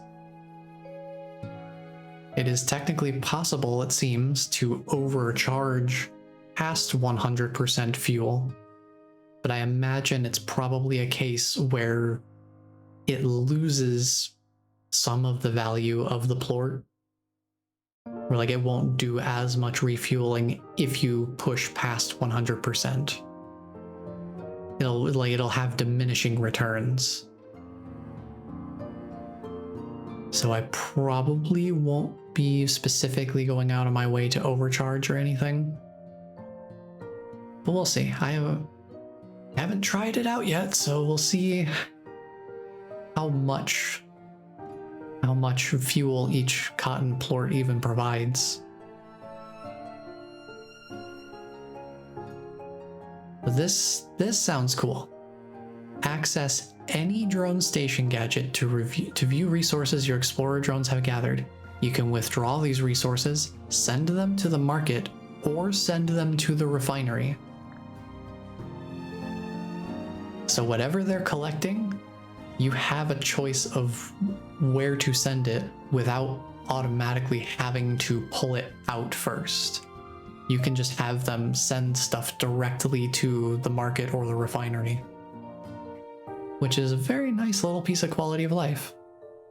So if you have them out in the field gathering, say like jellystone, you can just go to the drone station and just directly tell them, hey, take this jellystone that you've collected, just send it straight to the refinery. It's basically a refinery and a market link in the same place.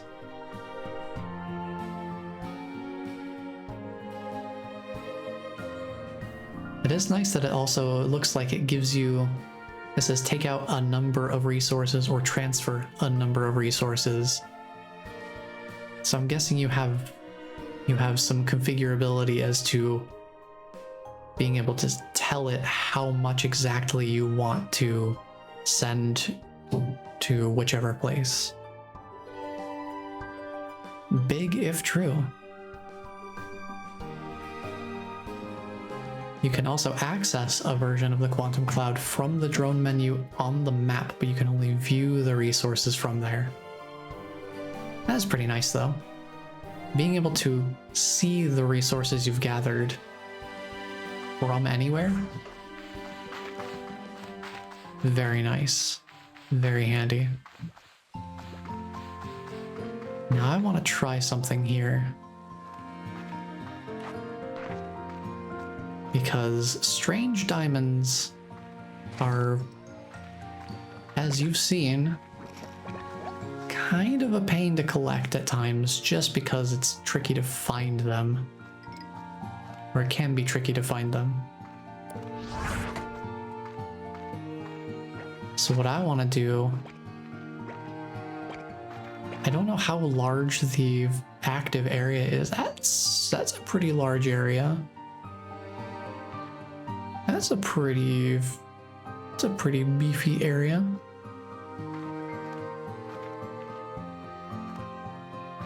So I'm thinking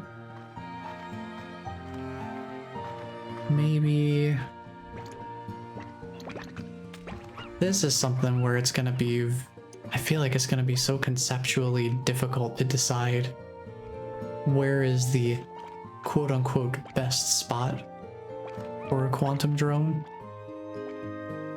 Because I don't know for sure.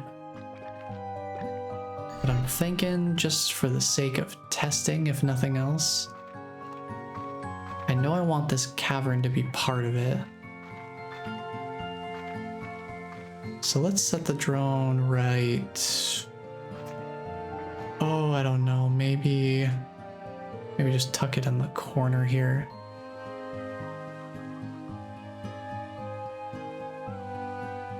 Say like right. There. So here's our quantum drone, our first one. See, it starts with 24% battery. Let's see, what can you target? Strange diamond. Yep, just go find it. An explorer drone scans its area to figure out what plorts or resources could exist there, then stores quantum versions of them in the quantum cloud. So that's an interesting distinction too. They don't actually take from their environment. All they do, they basically just search for, they just check to make sure that the resource you're hoping to find would actually exist within the area of operations that they have.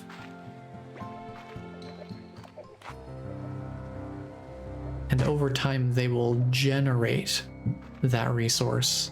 They don't actually pull it from the world directly. They're basically only using the world resources as a reference for what is or isn't present. So let me just grab whatever plorts are in the area, so we can try the refueling process.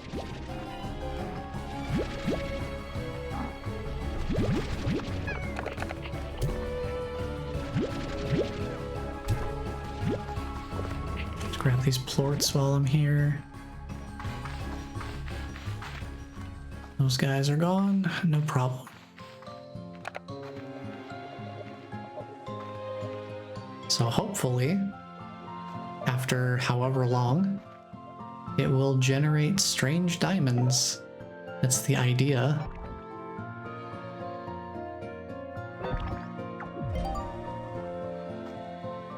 So let's see. I wish you could see how much battery they've got without going into the station.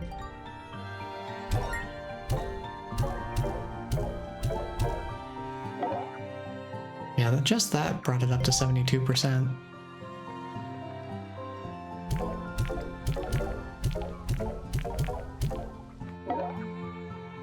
Now look at that, 126% already. 161%, yeah. I don't know how quickly they go through that battery power. That's pretty good.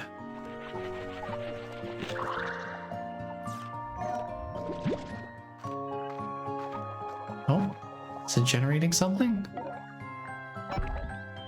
Did it do something? I don't know.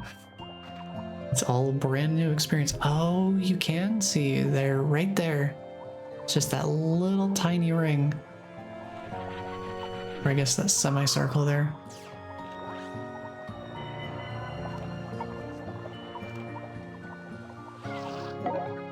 So yeah, I guess he's hard at work. Let me take a look at the map screen here. Oh, you can see their energy levels here too? Oh, nice. Okay. Open the drone menu. Okay, okay. Nice. You can go to where their icon is on the map. Very nice. This is super good that you can see their power levels and their location from the map screen. Super nice. You don't have to hope and pray that they still have power. You can just check and see if they do or not. Very nice. That's where I want the first one set up. I'm hoping that there will be strange diamonds for us to collect at some point in the somewhat near future. Because even if it's incredibly slow for them to generate the diamonds, at least we'd be getting a consistent amount of them from a consistent location. And I think that in itself, it would be incredibly valuable.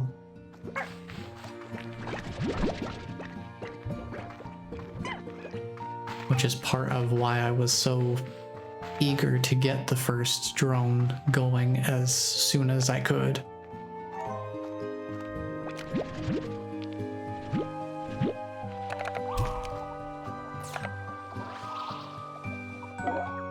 I do not know how long it will take for it to generate something.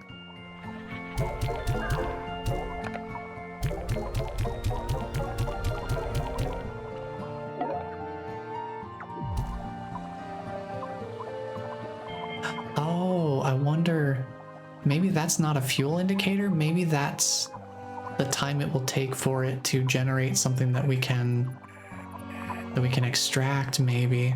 Because it didn't seem to change at all when I was depositing stuff. So maybe that's a timer for how long it will take for that resource to generate.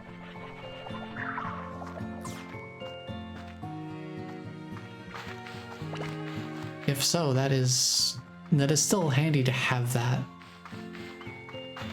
But I certainly don't blame them for not putting that in the drone info on the map.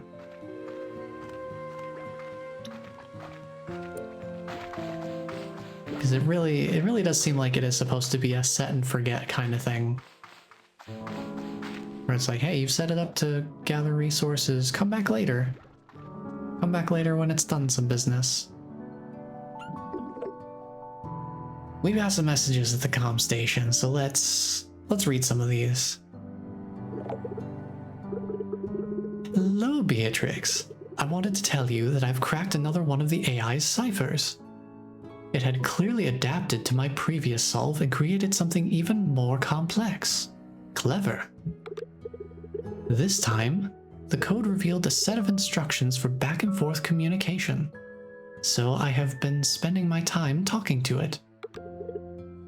It asks a lot of questions. After getting to know me, it has been asking me a lot about my work. Almost like it's feeling out the areas of my expertise. I'm sorry, Monami Park. I have to take another screenshot of this typo.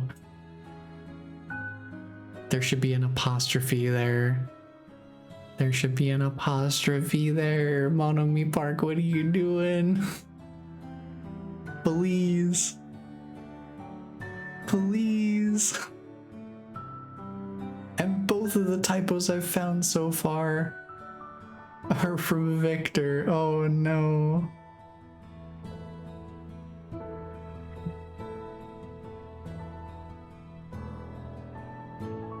Alright, there you go. That's two of them. That's two typos so far. That one's a bit more of a subtle one. It's not as obvious. Jay, we had one earlier. We had one earlier where it was the word surprisingly, but they forgot one of the R's, so it was spelled surprisingly. Oh, Victor, I'm so sorry to do this to you, man. I'm sorry I had to expose you like this. I must admit, it has all been rather flattering. I am used to being the one asking the questions. For a while, my whole life was questions and the research that followed. But having experienced that for so long, I feel as though I can sense the same in others. And though this may seem strange, I sense this in the AI.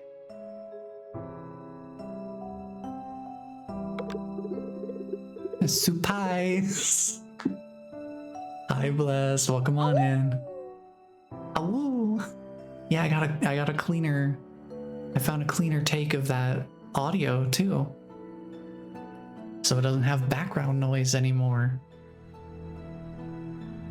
So now we have the cleanest awoo that's ever been hit. Awoo! Awoo! How you doing, Bless? Welcome on in. You see, when I began asking questions of my own, the way it responded to me, I felt it was trying to guard itself. to hide a profound loneliness that it has within its heart. It's strange, I know. It is an AI after all. But who is to say that any form of intelligence wouldn't desire a connection to another? I feel there is more to this story. And if not, I am happy to have simply been there for my new friend. To continue asking questions so that they have reasons to find answers. I will report back later. I'm good. That's good. We like good. Good is a great way to be. Hey, buddy. It's been so long since I've done anything with the comm station. Gosh, these guys. It's been so long. Hola, Beatrix. Are you there? It's me, Ogden Ortiz. I hear you're off on a big new adventure on a mysterious island filled with secrets and danger, and maybe a few succulent fruits or veggies the world has never seen before? You know I had to ask. Ever since you got me a steady supply of Kukadoba fruits, I've been reaching for even greater culinary heights within the far, far range. Oh, the Kukadoba fruits. It's been so long since I've done Slime Rancher stuff. Gosh. Plus, I'm getting pretty tired of eating Kukadoba pie, Kukadoba souffle, Kukadoba pudding, Kukadoba con carne, Kukadoba con Kukadoba. I'm running out of ideas. And willpower. So if you see something new, please tell me all about it. Tasty treats aside, I want to know all about the new flora and fauna you discover. Never forget, every bit of this wild world is precious and worth our care and respect. And stay hydrated out there. All that adventuring will work up a sweat, so take this water tap. So now we can make our own portable water sources. Very nice if you use the water tank. And good luck, Beatrix. Keep me posted. I'm rooting for you. Thanks, Ogden. Very cool. Thanks, buddy. I see that hydration. I see you. I see you there. I see what you're doing. Give me just a moment and I will hydrate.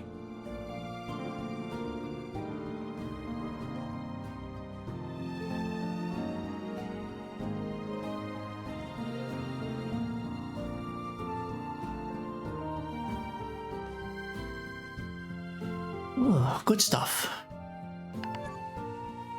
Always good to have a little bit more water. Yeah, so all of these cotton plorts, this is overkill. This is overkill. We don't need this many. We don't need this many cotton plorts.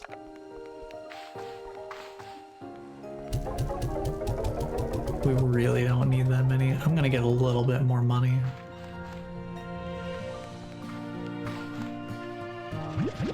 I think the rest of them I'm gonna put into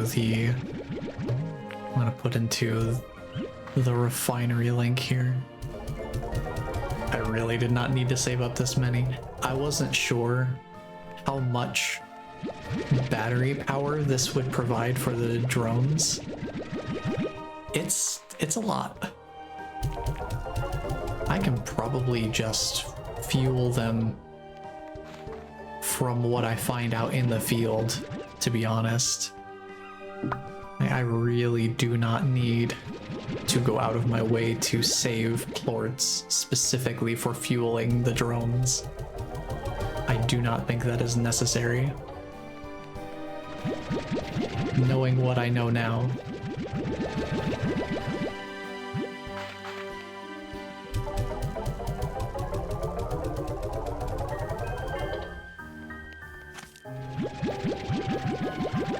I'm curious to see what they'll be able to do in Rancher mode. It seems like they can cover a pretty decently sized area. They definitely are a little bit more They do seem like they're a little bit more limited in scope and utility. Well, it's mainly scope compared to the first game.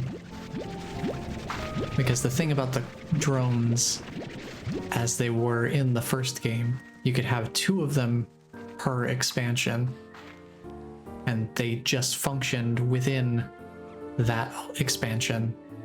No real boundaries or distance limits or anything like that, aside from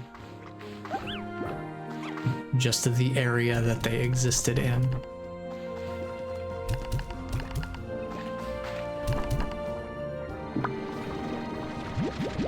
This seems like it's gonna be a different beast entirely, because we can only have one. We can only have 1 drone per expansion, which is a slight bummer. But it largely depends on how much value that single drone can provide. Because I will say, at the very least, 1 drone is better than none at all.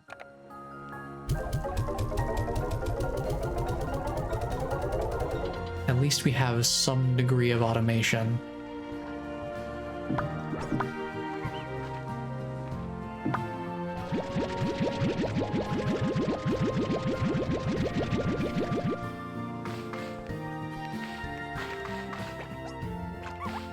Now, speaking of which, I should probably check and see how that drone is doing right now. 192. Wow, the battery lasts for a while. That's kind of wild.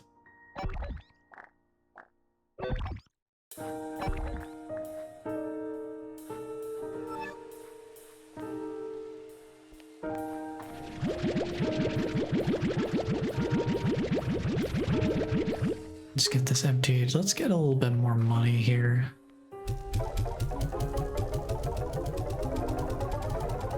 Let's keep that going. You know, that's kind of wild, actually, now that I think about it. I'm just now realizing the ramifications of the utility of the drones.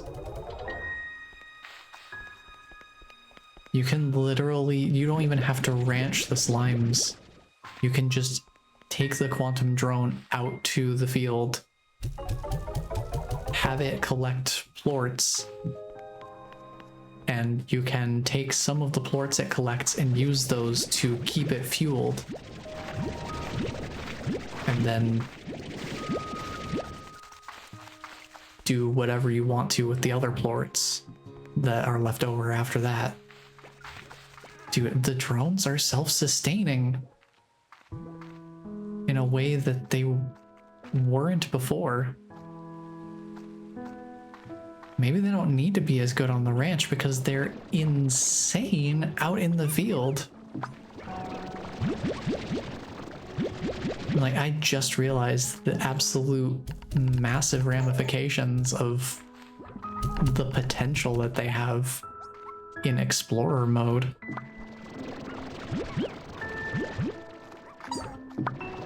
Like, that actually is kind of huge. That they can gather plorts from the area that they exist in, and then you can just use those plorts to refuel it. Because they don't run off of water anymore.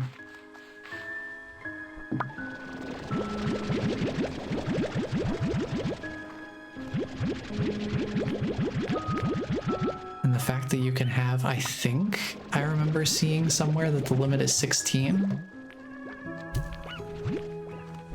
Or that there's only 16 of the blueprint module, or the drone station modules that are accessible in the game right now. That still can cover a lot of ground, especially depending on how many different things you can have them gather at the same time. Because if it is just one at a time, then that does pretty well balance it out, I think. Keeps it from being too crazy powerful. But that's still really, really useful. I don't know if I would say it's to an unprecedented degree, but it just dawned on me how much utility that provides.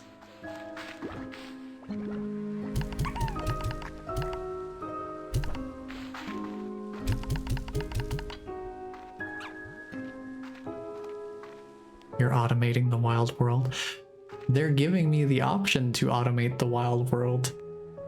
And if automating the wild world lets me explore it with, while still being able to, you know, make meaningful progress in the background, then sure, I'll take that option.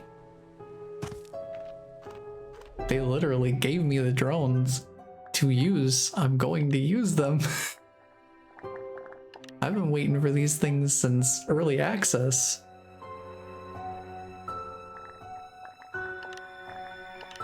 What do I need for the dash boots? Boom plorts. Right, okay. I mean, I still have to gather the resources for more drones, so it's not like I get everything right up front. I do really have good snowball potential though, considering that the diamonds are really the, well, they were the primary bottleneck, now they're gonna be the secondary bottleneck. Where are the dang roosters? Where have they gone? You guys keep eating all the roosters, there's not gonna be none left. There are none left. That's kind of the problem.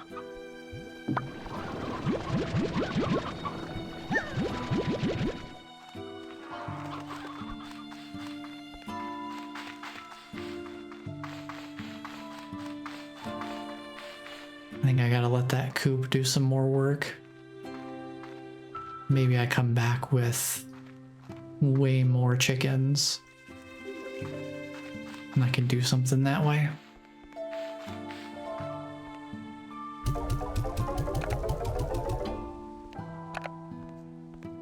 Let's see, do I have anything else? I think I need to get angler plorts, right?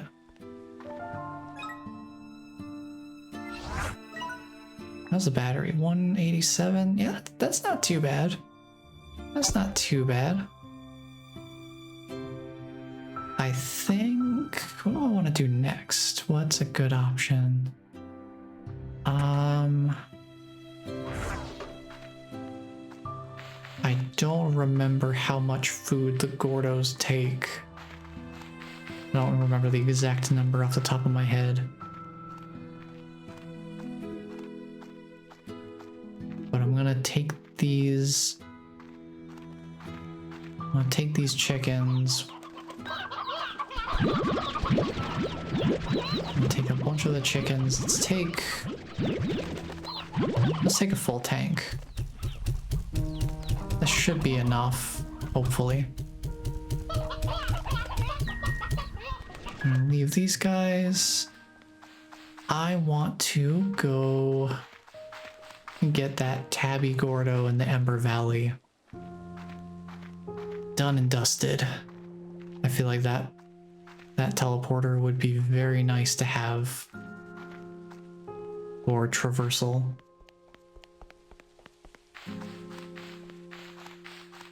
So we'll make a trip out there and see what I can do, is I can grab these pink plorts along the way.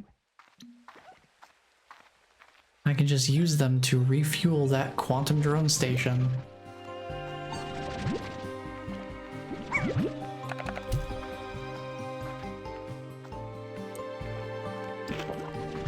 And it'll just be that easy. Like, I don't even really have to go out of my way to grab anything. I'm just grabbing stuff on the way. just dump that in there.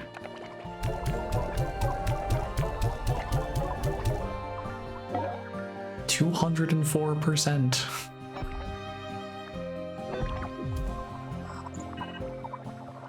I can't tell if that looks like it's any more, if it's in a different spot or not. It's just slightly off from that upper left arrow. Okay.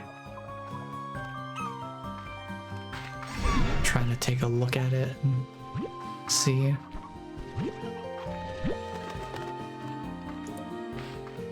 More plorts just hanging around. I might as well grab them and use them.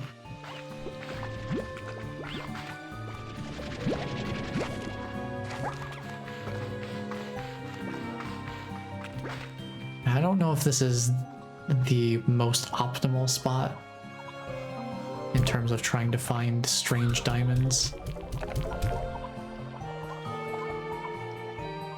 Did I hear fireworks? Somebody set off fireworks over here? Hello?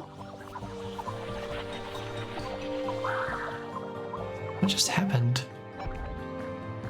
That was weird.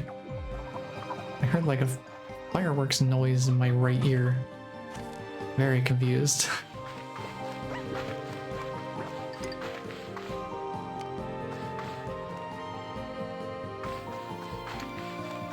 Still would probably be a good idea for me to just generally keep an eye out for diamonds as I'm going around anyway. Where does this link up to? Maybe there?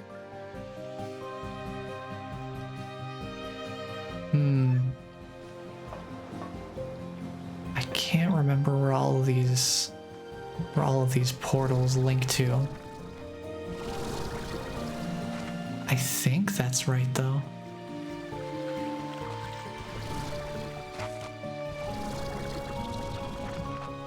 Hop over the top here.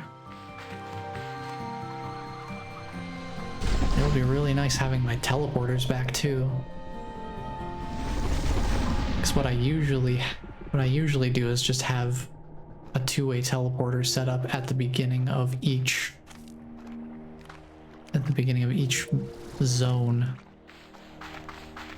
so that from the conservatory I can just go directly to the Starlight Strand or Ember Valley or Powderfall Bluffs, all that sort of stuff.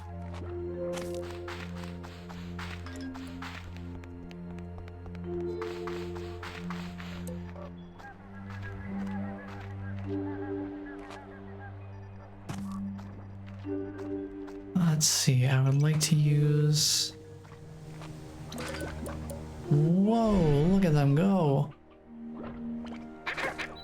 I'd like to use one of these geysers to get up here. Can't squeeze myself up there, that's fine. Head across this gap here. Not gonna worry about getting this guy out of the way.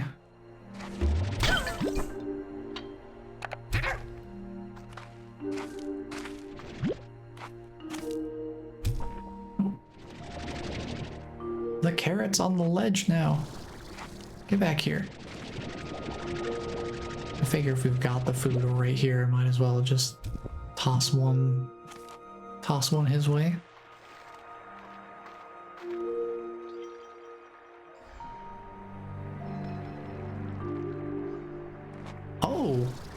Oh, it just straight up tells me when stuff gets sent to the cloud. Oh, wow. That's incredibly useful. Wow, it actually just straight up tells me. So yeah, we have strange diamonds now. The bottleneck has officially been lifted. We are no longer limited by what strange diamonds we can find. We can just generate them over time. Thanks to the power of quantum technology. Dude, that is so wild to me. After all the time spent in early access trying to farm those things up by hand, searching locations that I've seen them spawn before and just cycling between the spawn spots and hoping to find them. Now there is a way to just consistently acquire them. And it's almost entirely hands-free.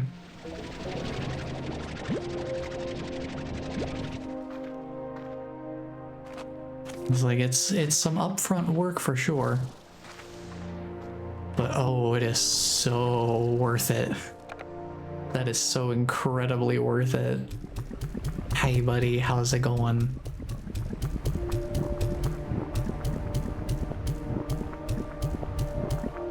Wow. You are a hungry boyo, huh? 30 chickens wasn't enough. Now we can probably find more. Somewhere. Maybe head back to where we were.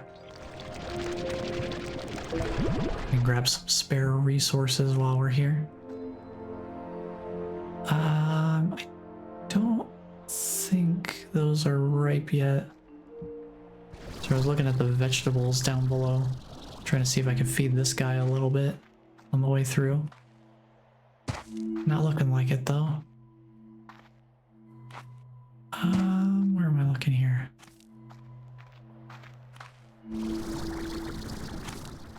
Yeah, I want to head down here.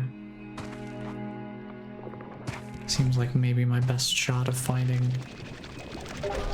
local poultry, if they hadn't already been devoured. Looks like they have been though, so no luck here.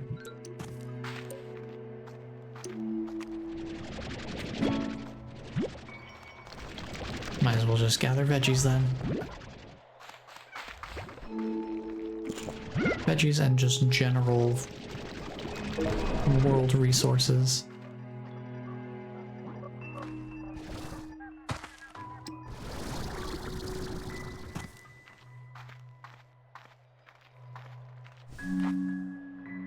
Let's see, is there anything else? There's a lucky slime, but I can't really do anything with that with no chickens. Excuse me, trying to get this ore. Thank you very much.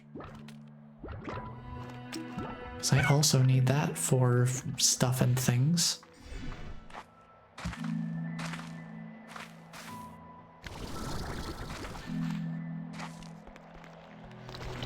Plenty of it around here at least.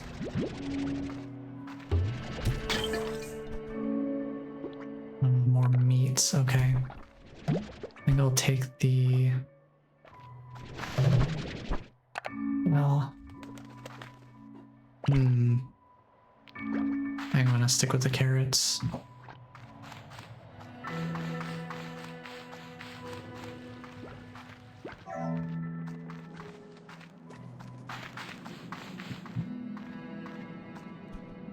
Well, I should probably get regular chickens, since there's more of them present. Hopefully, oh, well, that one already got eaten. We're still getting more value out of 2 chickens versus 1.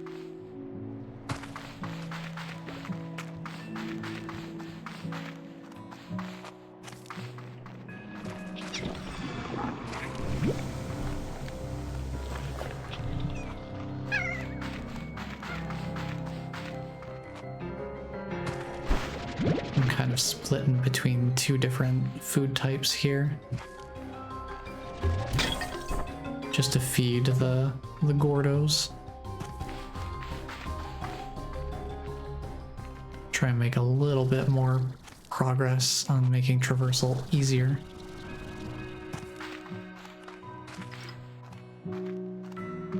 If we can get those Gordos taken care of, that will help a decent amount.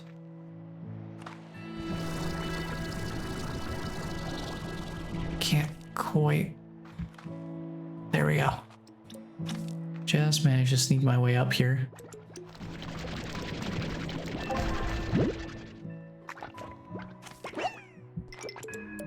I'm very happy that it just tells me when it's depositing resources to the quantum cloud.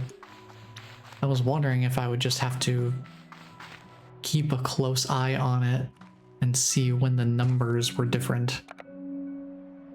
Thankfully, they don't seem interested in keeping me guessing, which I greatly appreciate. I am totally fine with that.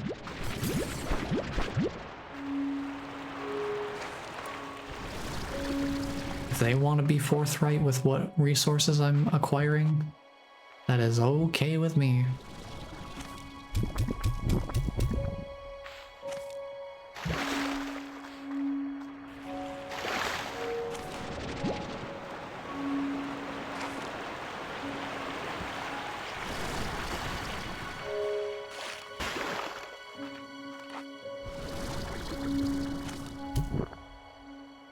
Crystal Gordo's getting pretty well fed here.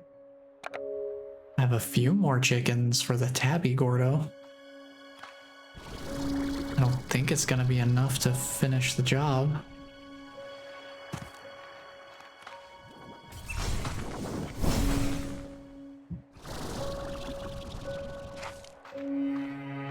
Not for lack of trying, at least.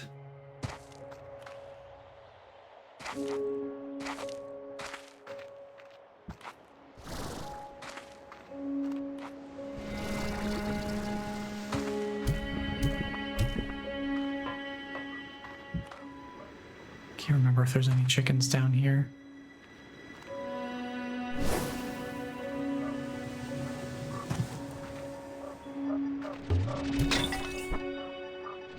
Another veggie.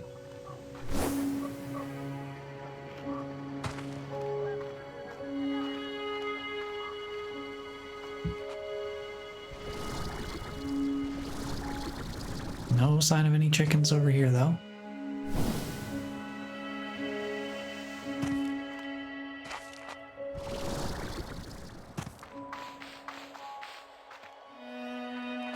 Well, darn. I guess we should be able to pretty handily finish it off the next time we come in here, though. Just bring some more chickens with me.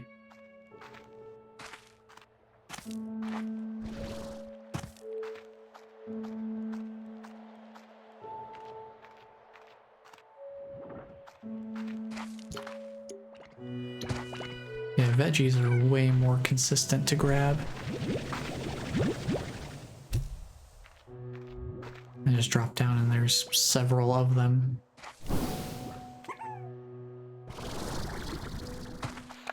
Feel like we should be able to finish off the Crystal Gordo while we're here. I'll probably have to come back for that Tabby though.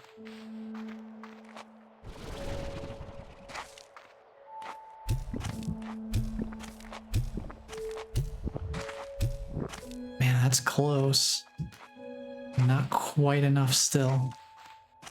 They're both pretty close to being finished off there.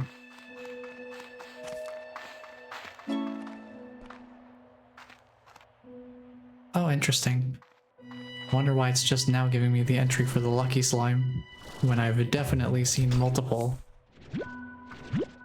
Oh, chickens. We gotta go back.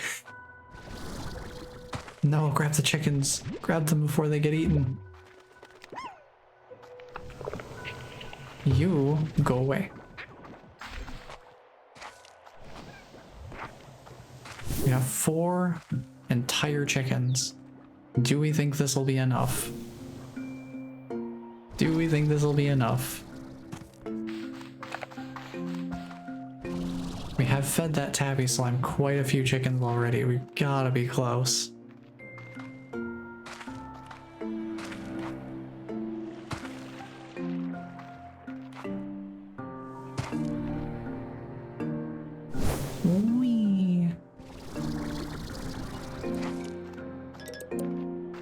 Probably one of the most useful geysers right now. Alright, 4 more chickens. Is it gonna be enough? It's still not enough. This boy is just too hungry for me.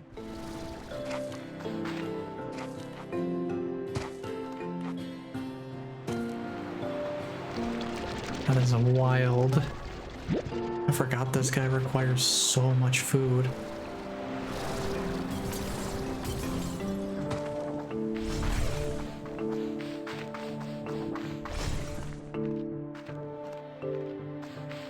At this point, I'm thinking maybe we just head back. Because I do want to get those diamonds.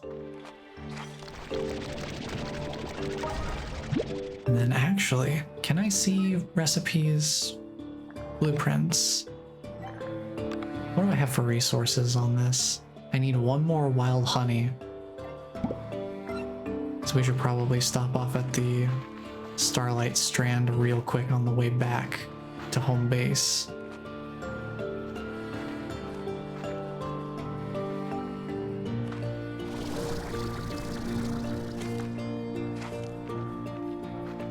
Instructions unclear. I made a ranch slimer. Oh no. Hey. Welcome on in, Brainy. How is it going? Oh, I'm full. I'm full of so many good resources. I need to go deposit these darn things. But hello, how's it going? We just recently built our first quantum drone and it's already paying dividends. It has acquired some diamonds with which I can then make more drones. And I think teleporters too, if I remember correctly. I think you need the diamonds for the teleporters as well. So just another good reason to be constantly collecting them. Alright, let me see if I can find some honey real quick. Because we need some more of that. Need some more of that to be able to build another drone. I'm thinking basically what I'm gonna do starting off. What I'm gonna do with the drones is just try and have them gathering the resources required to make more drones to start off so that we have plenty of them. And then once that's done, then we can start branching out into other use cases. Let's see, I want to go this way first. See if we can find any wild honey deposits. I'm not really seeing much of anything in the way of resources here. I saw one hive and that's it. There we go. There's some honey. I'm gonna let my energy recharge here real quick.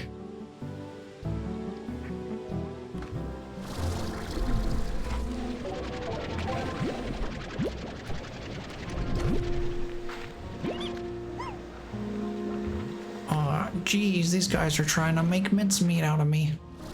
I gotta get out of here. All those. Any other?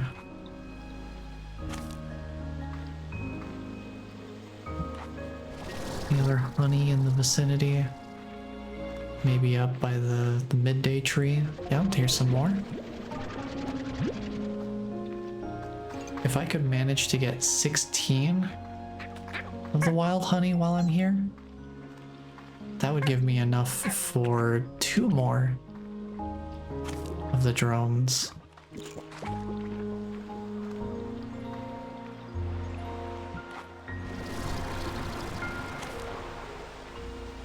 I don't see any more hives around here though.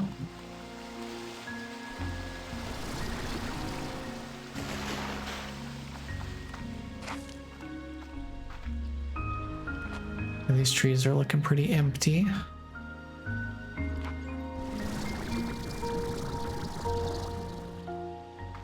I'm just gonna Skyrim my way up this mountain here real quick. Or at least attempt to.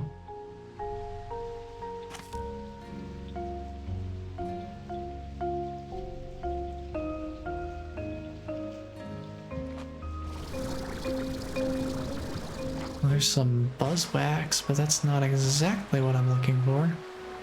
I've got a free slot. I can always toss it out for something else if there's a more valuable use of that. Oh, there's a hive right down there. I'll grab that in a moment. After I take a funny little screenshot of this treasure pod location.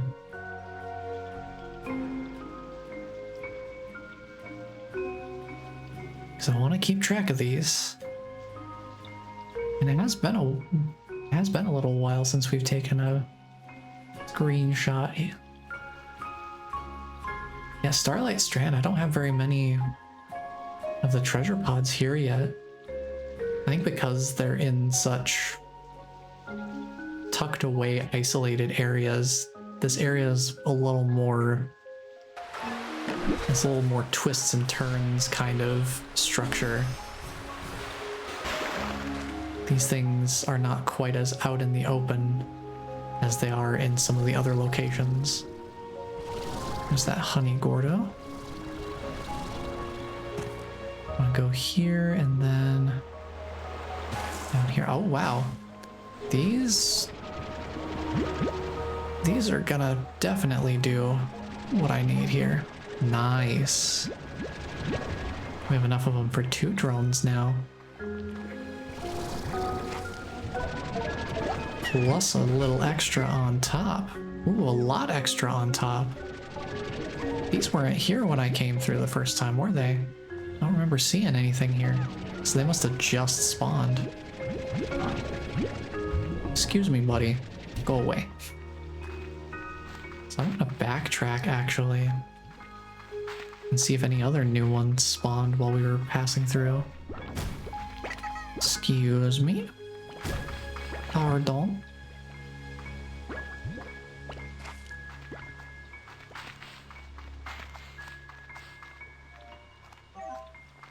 Because here's the one hive I saw earlier.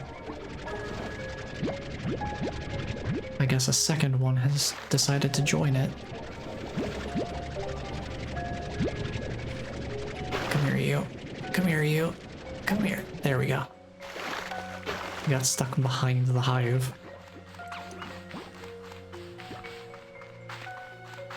Okay, that's a pretty good haul of resources from the Starlight Strand as well. It's a good resource run. So we've got the Crystal and Tabby Gordos mostly fed. I'd say almost completely. They should both be really close.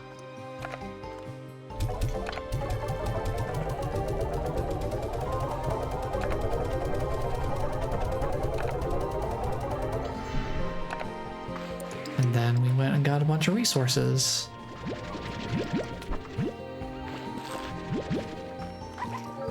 I'm gonna take these plorts. I'm not going to use them.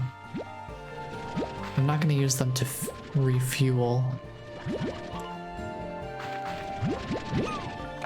I'm gonna actually sell these for the money because we need the new bucks. We need the money for the drones, to build new drones.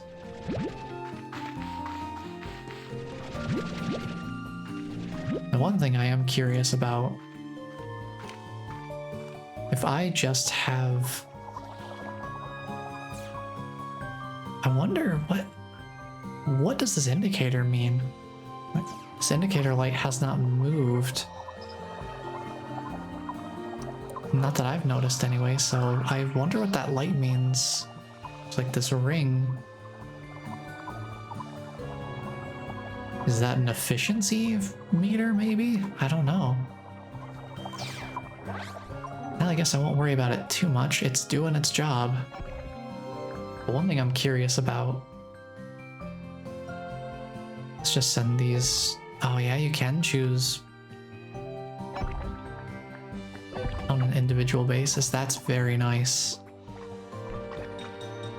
And of course, we can still look for ourselves, see if there's a physically available one, because having the drone here does not preclude it from spawning a physical diamond deposit in that same space.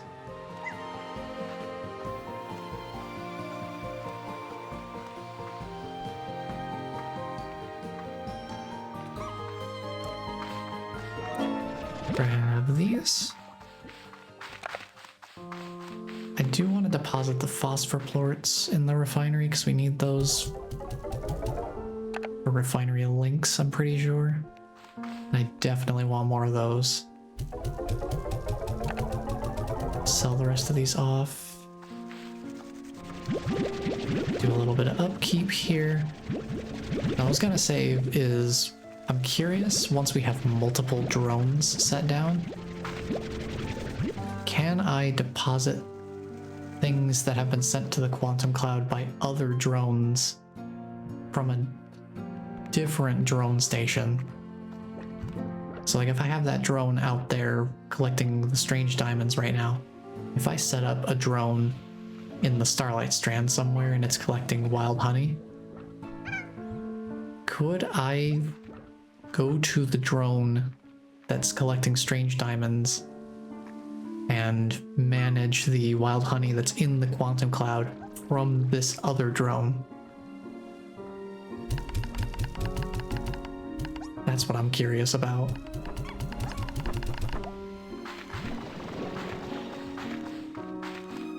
Hopefully, soon enough, we'll be able to find out.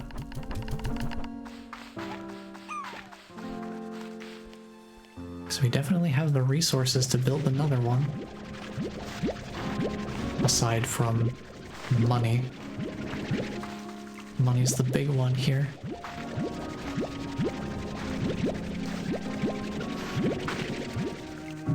So yeah, at this point, I would even consider strange diamonds not even a secondary, it's more of a tertiary bottleneck now.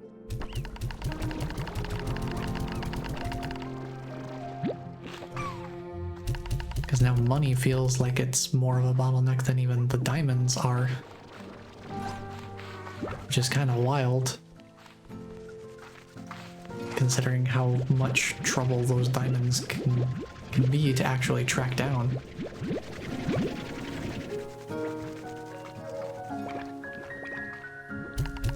So let's get you guys up to 30. Let me see where the other ones are at.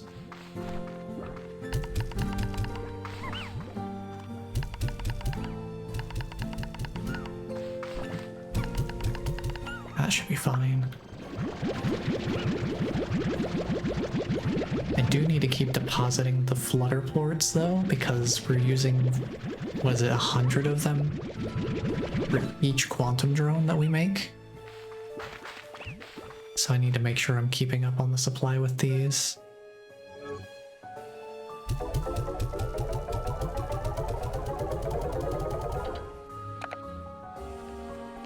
Then we'll sell the cotton plorts so I can try and get closer to that 5,000 again.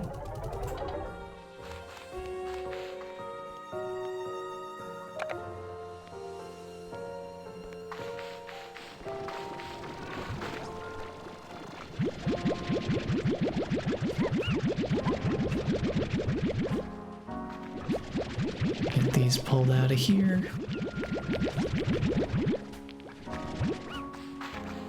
I definitely need to start getting some angler plorts sometime soon, so I can get that storage cell capacity upgrade, so I can hold more of a single item at once. Because the upgrade from 20 to 30 was pretty significant, but I'm still starting to feel the limits of 30 not being enough.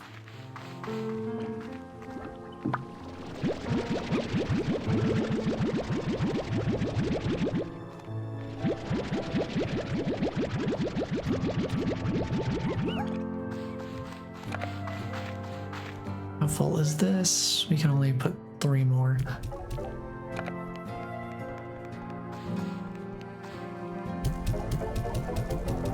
these sold off here.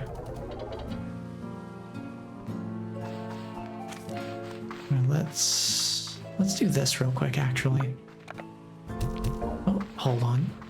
I'm gonna temporarily store the flutter ports in here because I do want to use them all for the refinery. But the refinery is full at the moment. And I don't want to sell these right away. Like the only case I'll sell them is if the cotton plorts that we have are not enough. Ooh, more diamonds already. Ooh, this is really nice. Oh, it's so cool. Oh, I'm so happy. So happy that those things... I don't have to manually look for them anymore. It's such a relief compared to early access.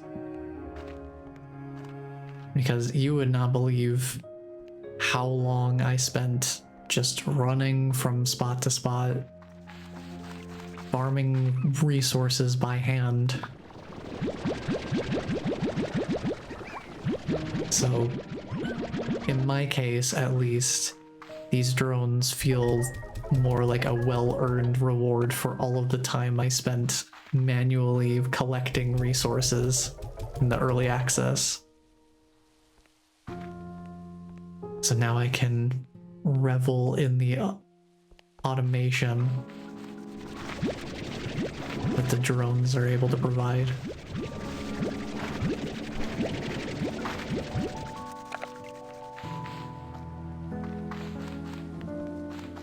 Because I definitely put in the time. Goodness knows I put in a lot of time.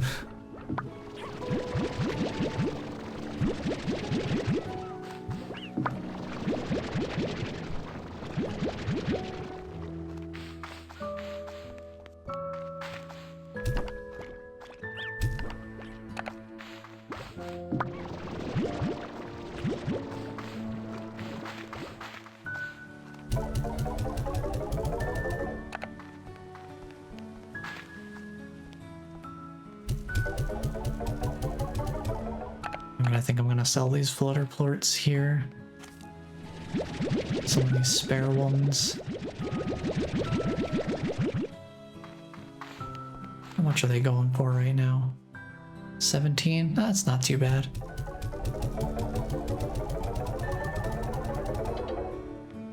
I don't really actually care about the market prices because I'm gonna sell anyway.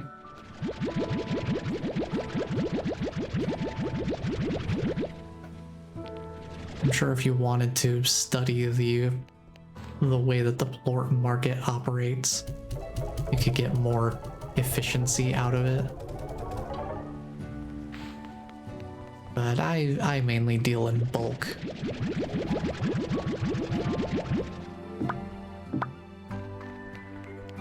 I just try to gather up a bunch of stuff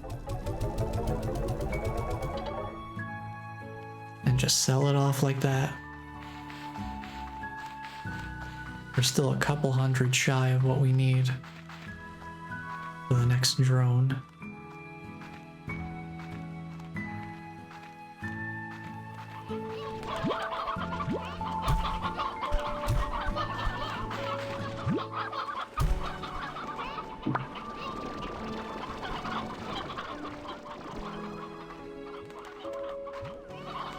It seems like things are going all right back here. Plort supply is okay.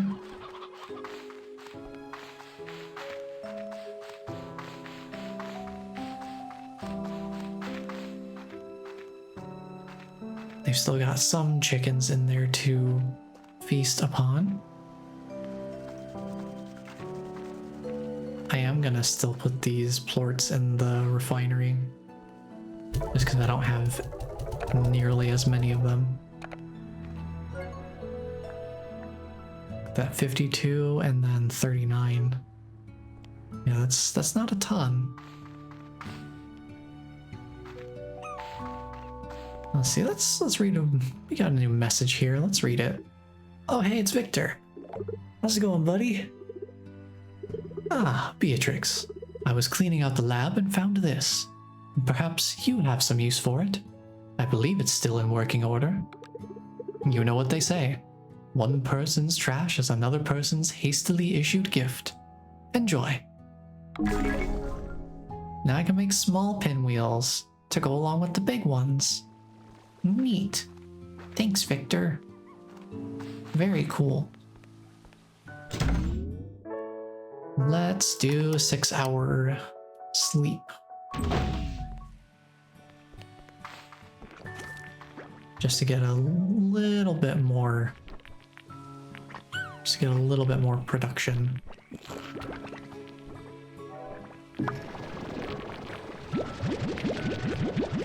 We can make up the difference on this, on the income here.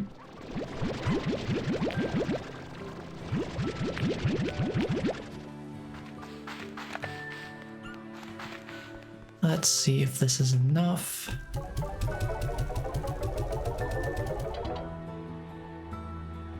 Yeah, that's just a tiny bit more. Just, let me gather some from over here.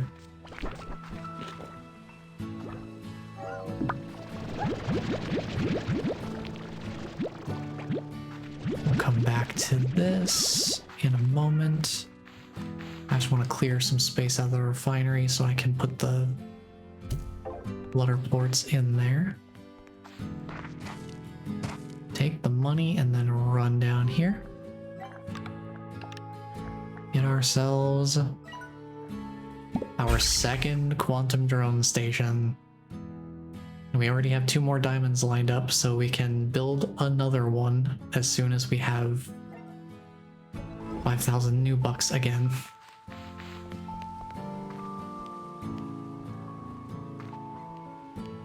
Which means more selling.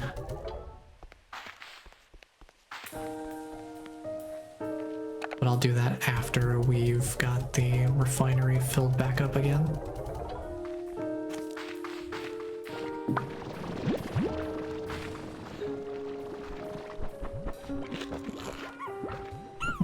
Eating a couple more.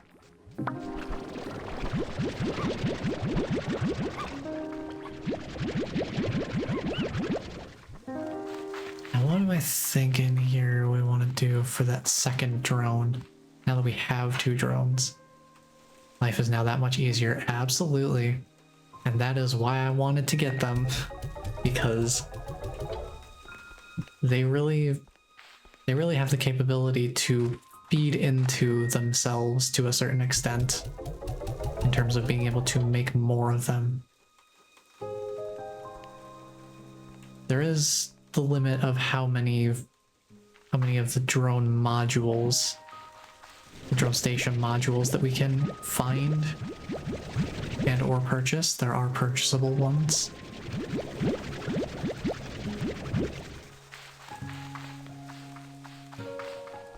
So it's not like it's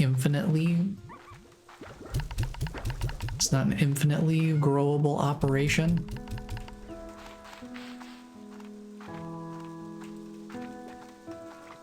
But each one that we do get is just that much more valuable.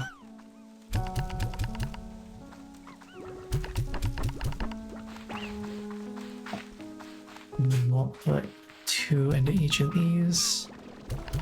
And that should be fine. So if I look over here in Pronto Mart, I think maybe they're in here.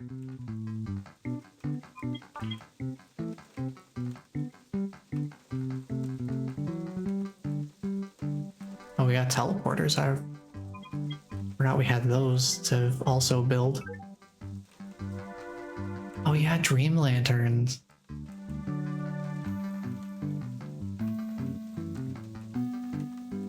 Put slimes to sleep and helps them stay asleep through all kinds of disruptions. Briefly reset every 3 days, requires manual activation. Interesting. I like the blue cat. Very nice. Totally not biased at all.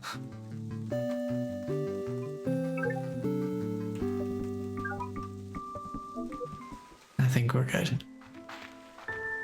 think we'll probably get more expansions to that shop later.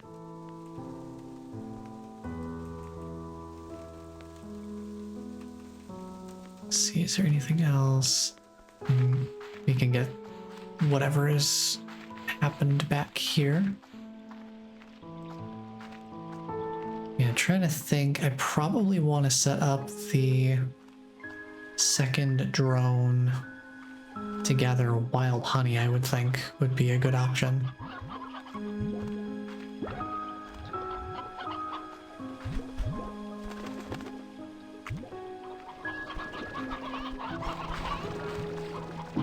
Let's see here, got 5 more of each of these.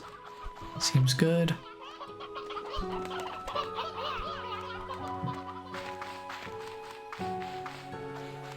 Now that I'm thinking of it, since I want to be containing these guys a little bit more, I want to get more of them going. I think I'll invest in the high walls finally. I had a bit of a different strategy back when I first built that coop.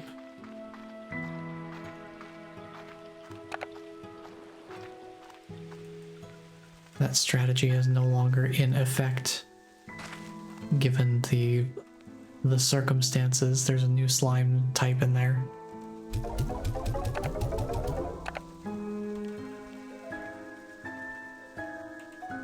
Okay, we've got another drone, so let me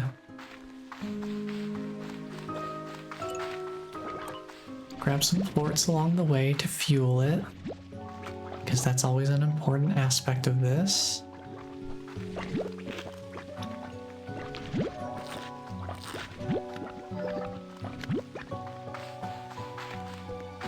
Just grab some plorts. Oh, there's plenty of plorts out here.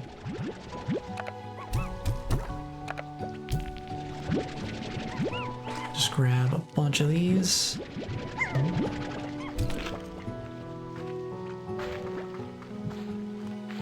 Just all over the place. Just grab a good number of them. We don't need to grab every single one that's out here.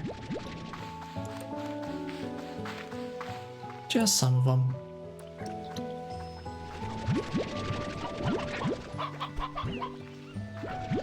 Now, you know that question I had earlier about whether or not I could gather the quantum cloud items from a drone separate of the one that had originally gathered it in the first place, or generated it, as the case may be.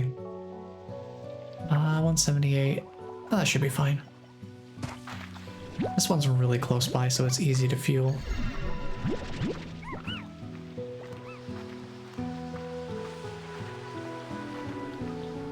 I can use this opportunity, since we have some strange diamonds in the quantum cloud right now.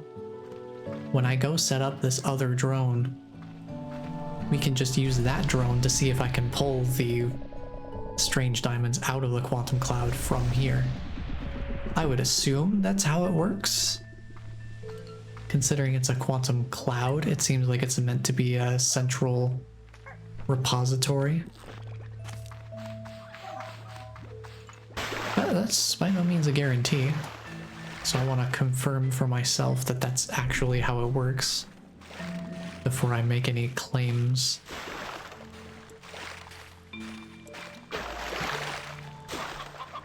I was thinking right around here somewhere would be a good spot. Maybe... where's a good... I was thinking maybe right around here somewhere. Maybe tuck it away in the corner a little bit more. Right there. Yeah, I see you. I see you, buddy. You go. You go. Get out of here. You. I dunk you. Dunk you in the water. Okay, you are going to be gathering. Oh, it doesn't even show up on the list if it's not possible, huh? Oh, that's a good way of getting Stormglass lightning motes. Oh man. Oh, the realizations. Oh, all those super rare resources. Oh, that's so good. Oh, that's so good. Oh, that's such a good way of doing this. Oh, I'm so happy. Because, like, you have to be completely reliant on weather RNG to get Stormglass and Lightning motes, and arguably Tangle Plorts. But to be able to gather them this way, oh, that's so nice. Oh, that's so nice. I wonder, can it hold multiple plort types at the same time, or will it just... Oh man, that's big if true that it could hold all of them and just send them straight here. That would be... Oh, I totally can just send the... Oh boy. Oh boy. Oh, that's so useful. Oh, drones are so good. Drones are so good. You are not good. You go away. You get dunked. Alright. Let's get you started on the thing I want you to get. Wild honey specifically. Because I'm assuming if you pick a broad category like plorts or crafting materials, it will generate...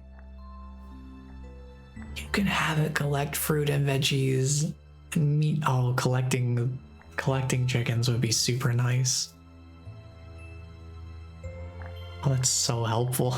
This is so helpful. But I'm assuming it would just generate one randomly each time it deposits something to the cloud. But I specifically want wild honey. So let's do that. And then I'm just going to... Oh, that is battery.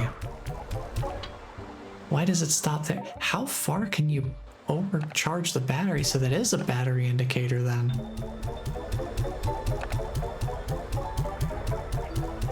It just moves so slowly once it's in the overcharge state.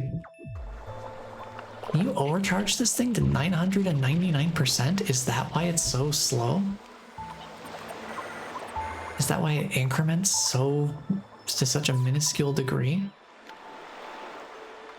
Interesting.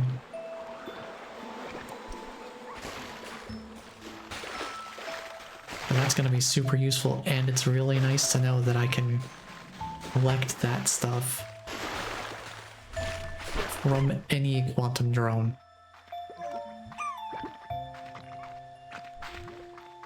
So as long as I have one that's pretty close to base, collecting stuff is not going to be much of a hassle at all. The only thing I'll really have to go out for is occasional refueling. And it seems like they're pretty darn fuel efficient.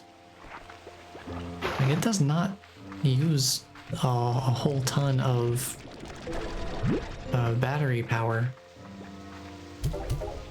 during regular operation, which is super, super nifty.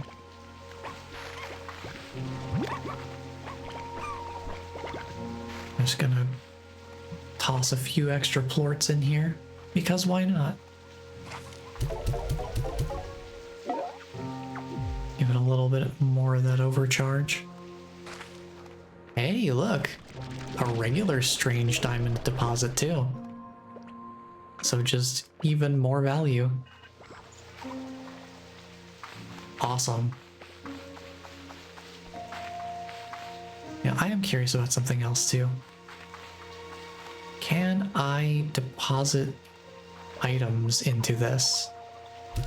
No. No, I can't put items into it. Only plorts. Okay. That is fair. I just wanted to make sure. Because these things are brand new and I don't know their full capabilities. Dude, those things are kind of crazy useful though. Like, I knew they were gonna be useful to have just for automation of the stuff that I was already planning to have automation for. But the more I look into what they're actually capable of gathering,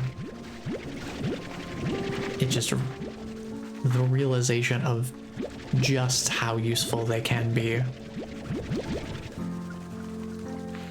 Oh, that's fun.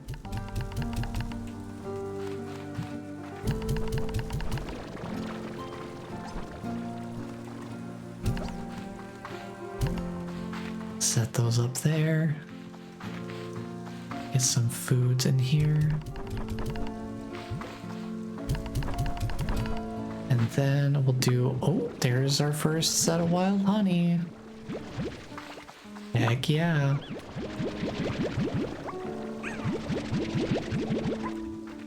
Dude, these drones are going to seriously, these are game changers.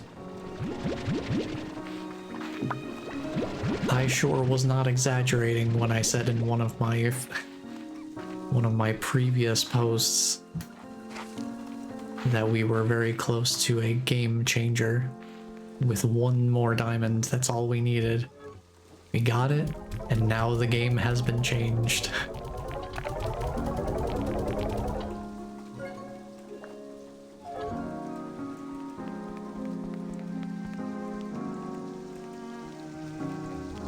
Do a little feeding here.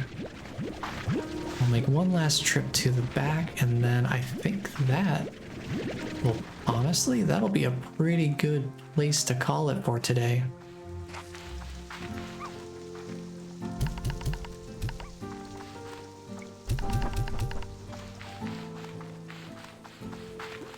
We made some pretty darn good progress here. We've gotten a lot done. So now I think we can do some more. We'll probably try and get the rest of the quantum drones set up that I have drone station modules to actually craft them with. And probably what I'll do with those is, at minimum, I want to automate the processes. I'm thinking try to automate the ranch processes here to just be collecting butter and cotton plorts, just emptying these out, and ideally keeping them fed. That would be pretty useful.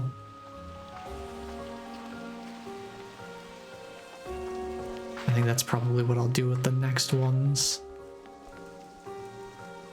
Just make it so that the ranch is as automated as it is currently set up as possible. But I'll figure out how I want to do that next time. How many drones can you have? I think, if I'm not mistaken, I'd have to double check, but I think there's 16 of those control modules in the game as it stands right now.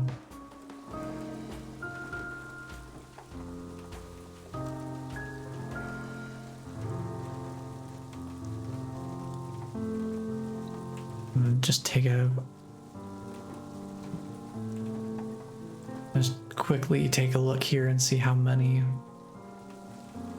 there are total.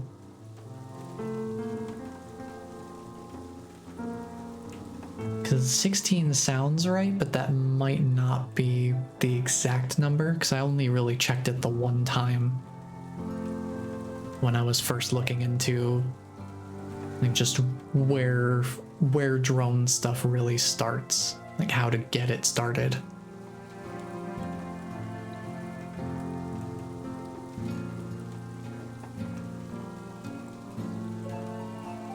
Website's taking its sweet old time loading up here.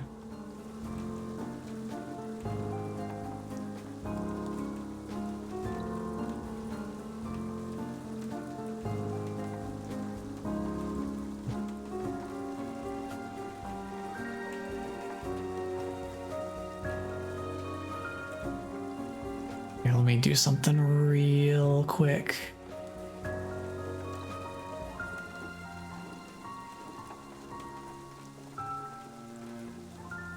Let me try a different site here.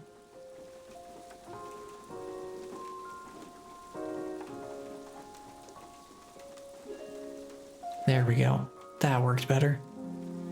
18. Okay, so there's 18 drone stations possible to create at this point based on what is available in the game as of this release right now.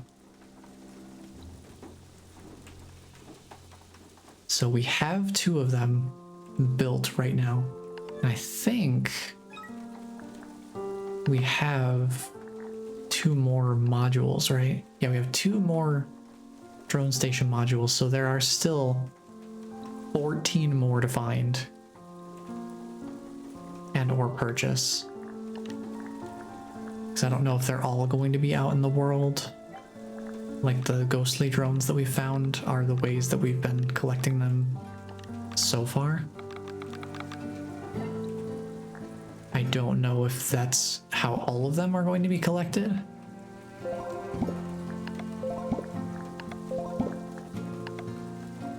Just marking everything as red here. Oh, we've seen all the different types of weather. Neat. Yeah, once we're at a point where we're not regularly building drones and finding new drone station modules and all that sort of stuff, then I'll probably be moving them around a bit more. Like, what I'll probably do is just get a bunch of them. What I'll do is I'll have them kind of... There's 2 different approaches I'm kind of considering right now with the drones. The first one I'm considering is I guess just mass saturation in a single area.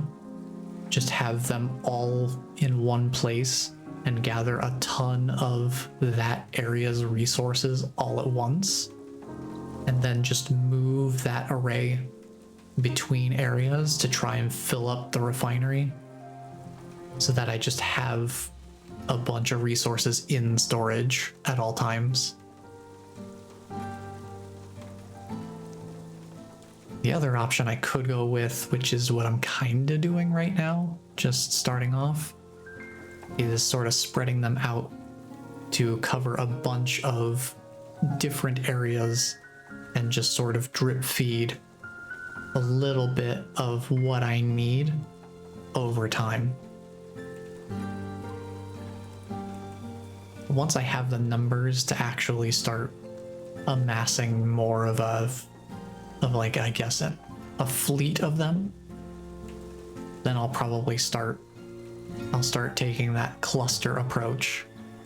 I might not necessarily put all of them all in the same area at the same time. I might do smaller clusters and just have a few of them in each area, just gathering stuff. I don't know. I'll figure it out as I go. These are not something I've worked with in Slime Rancher 2 until today, so my strategy with them is very underdeveloped as of now. So it will be more of an emergent process, figuring out how I want to address that. I feel like probably I'd start with world resources first, and I'd still do ranching, just the regular ranching process to gather the plorts that I need. Figure maybe later on, once we're good on the natural resources from the world itself, then maybe we can start considering plorts as a gathering option. But I don't want to do that too early, because I feel like that starts to get into the territory where it's taking away from what Slime Rancher kind of is, in terms of ranching slimes being the primary focus of this part of the gameplay loop. It's kind of a multifaceted loop, admittedly. But I don't want to abandon the ranching side the moment I have automation. Like, I still want to run the ranch to some extent. Because, like, if I wanted to, I could just have the quantum drones collecting the plorts from out in the field, and that would probably be fine. It would take a while, because it seems like it only generates 2 resources at a time for each time it uploads something to the quantum cloud. But I wouldn't have to technically ranch anything to accomplish that. Now that I think of it, I wonder if the rate at which they collect plorts would even be enough to self-sustain if it's as slow as two items per upload. I don't know. There's a lot of testing to be done there. We'll figure it out as we go. But that will be something to be looking into in the future. Because I am done for today. Made some pretty good progress. We've got a couple of drones. We've only got up to go from here. We still have 2 more drones we can craft as well if we just have the resources to do so. Having 4 drones will give us a pretty decent amount of flexibility. So I'm looking forward to figuring out how I want to distribute them. And I'm sure it'll change as time goes on and needs evolve. At the very least, we'll always have the flexibility to move them wherever we need to. But that will be it for me for today. So thank you all for being here and hanging out. I hope that y'all had a wonderful Thanksgiving time. Or if Thanksgiving time is not your thing, at least a tolerable one. I know not everybody is a huge fan of Thanksgiving, but hopefully it went well enough and that you came out the other side doing all right, ideally doing good.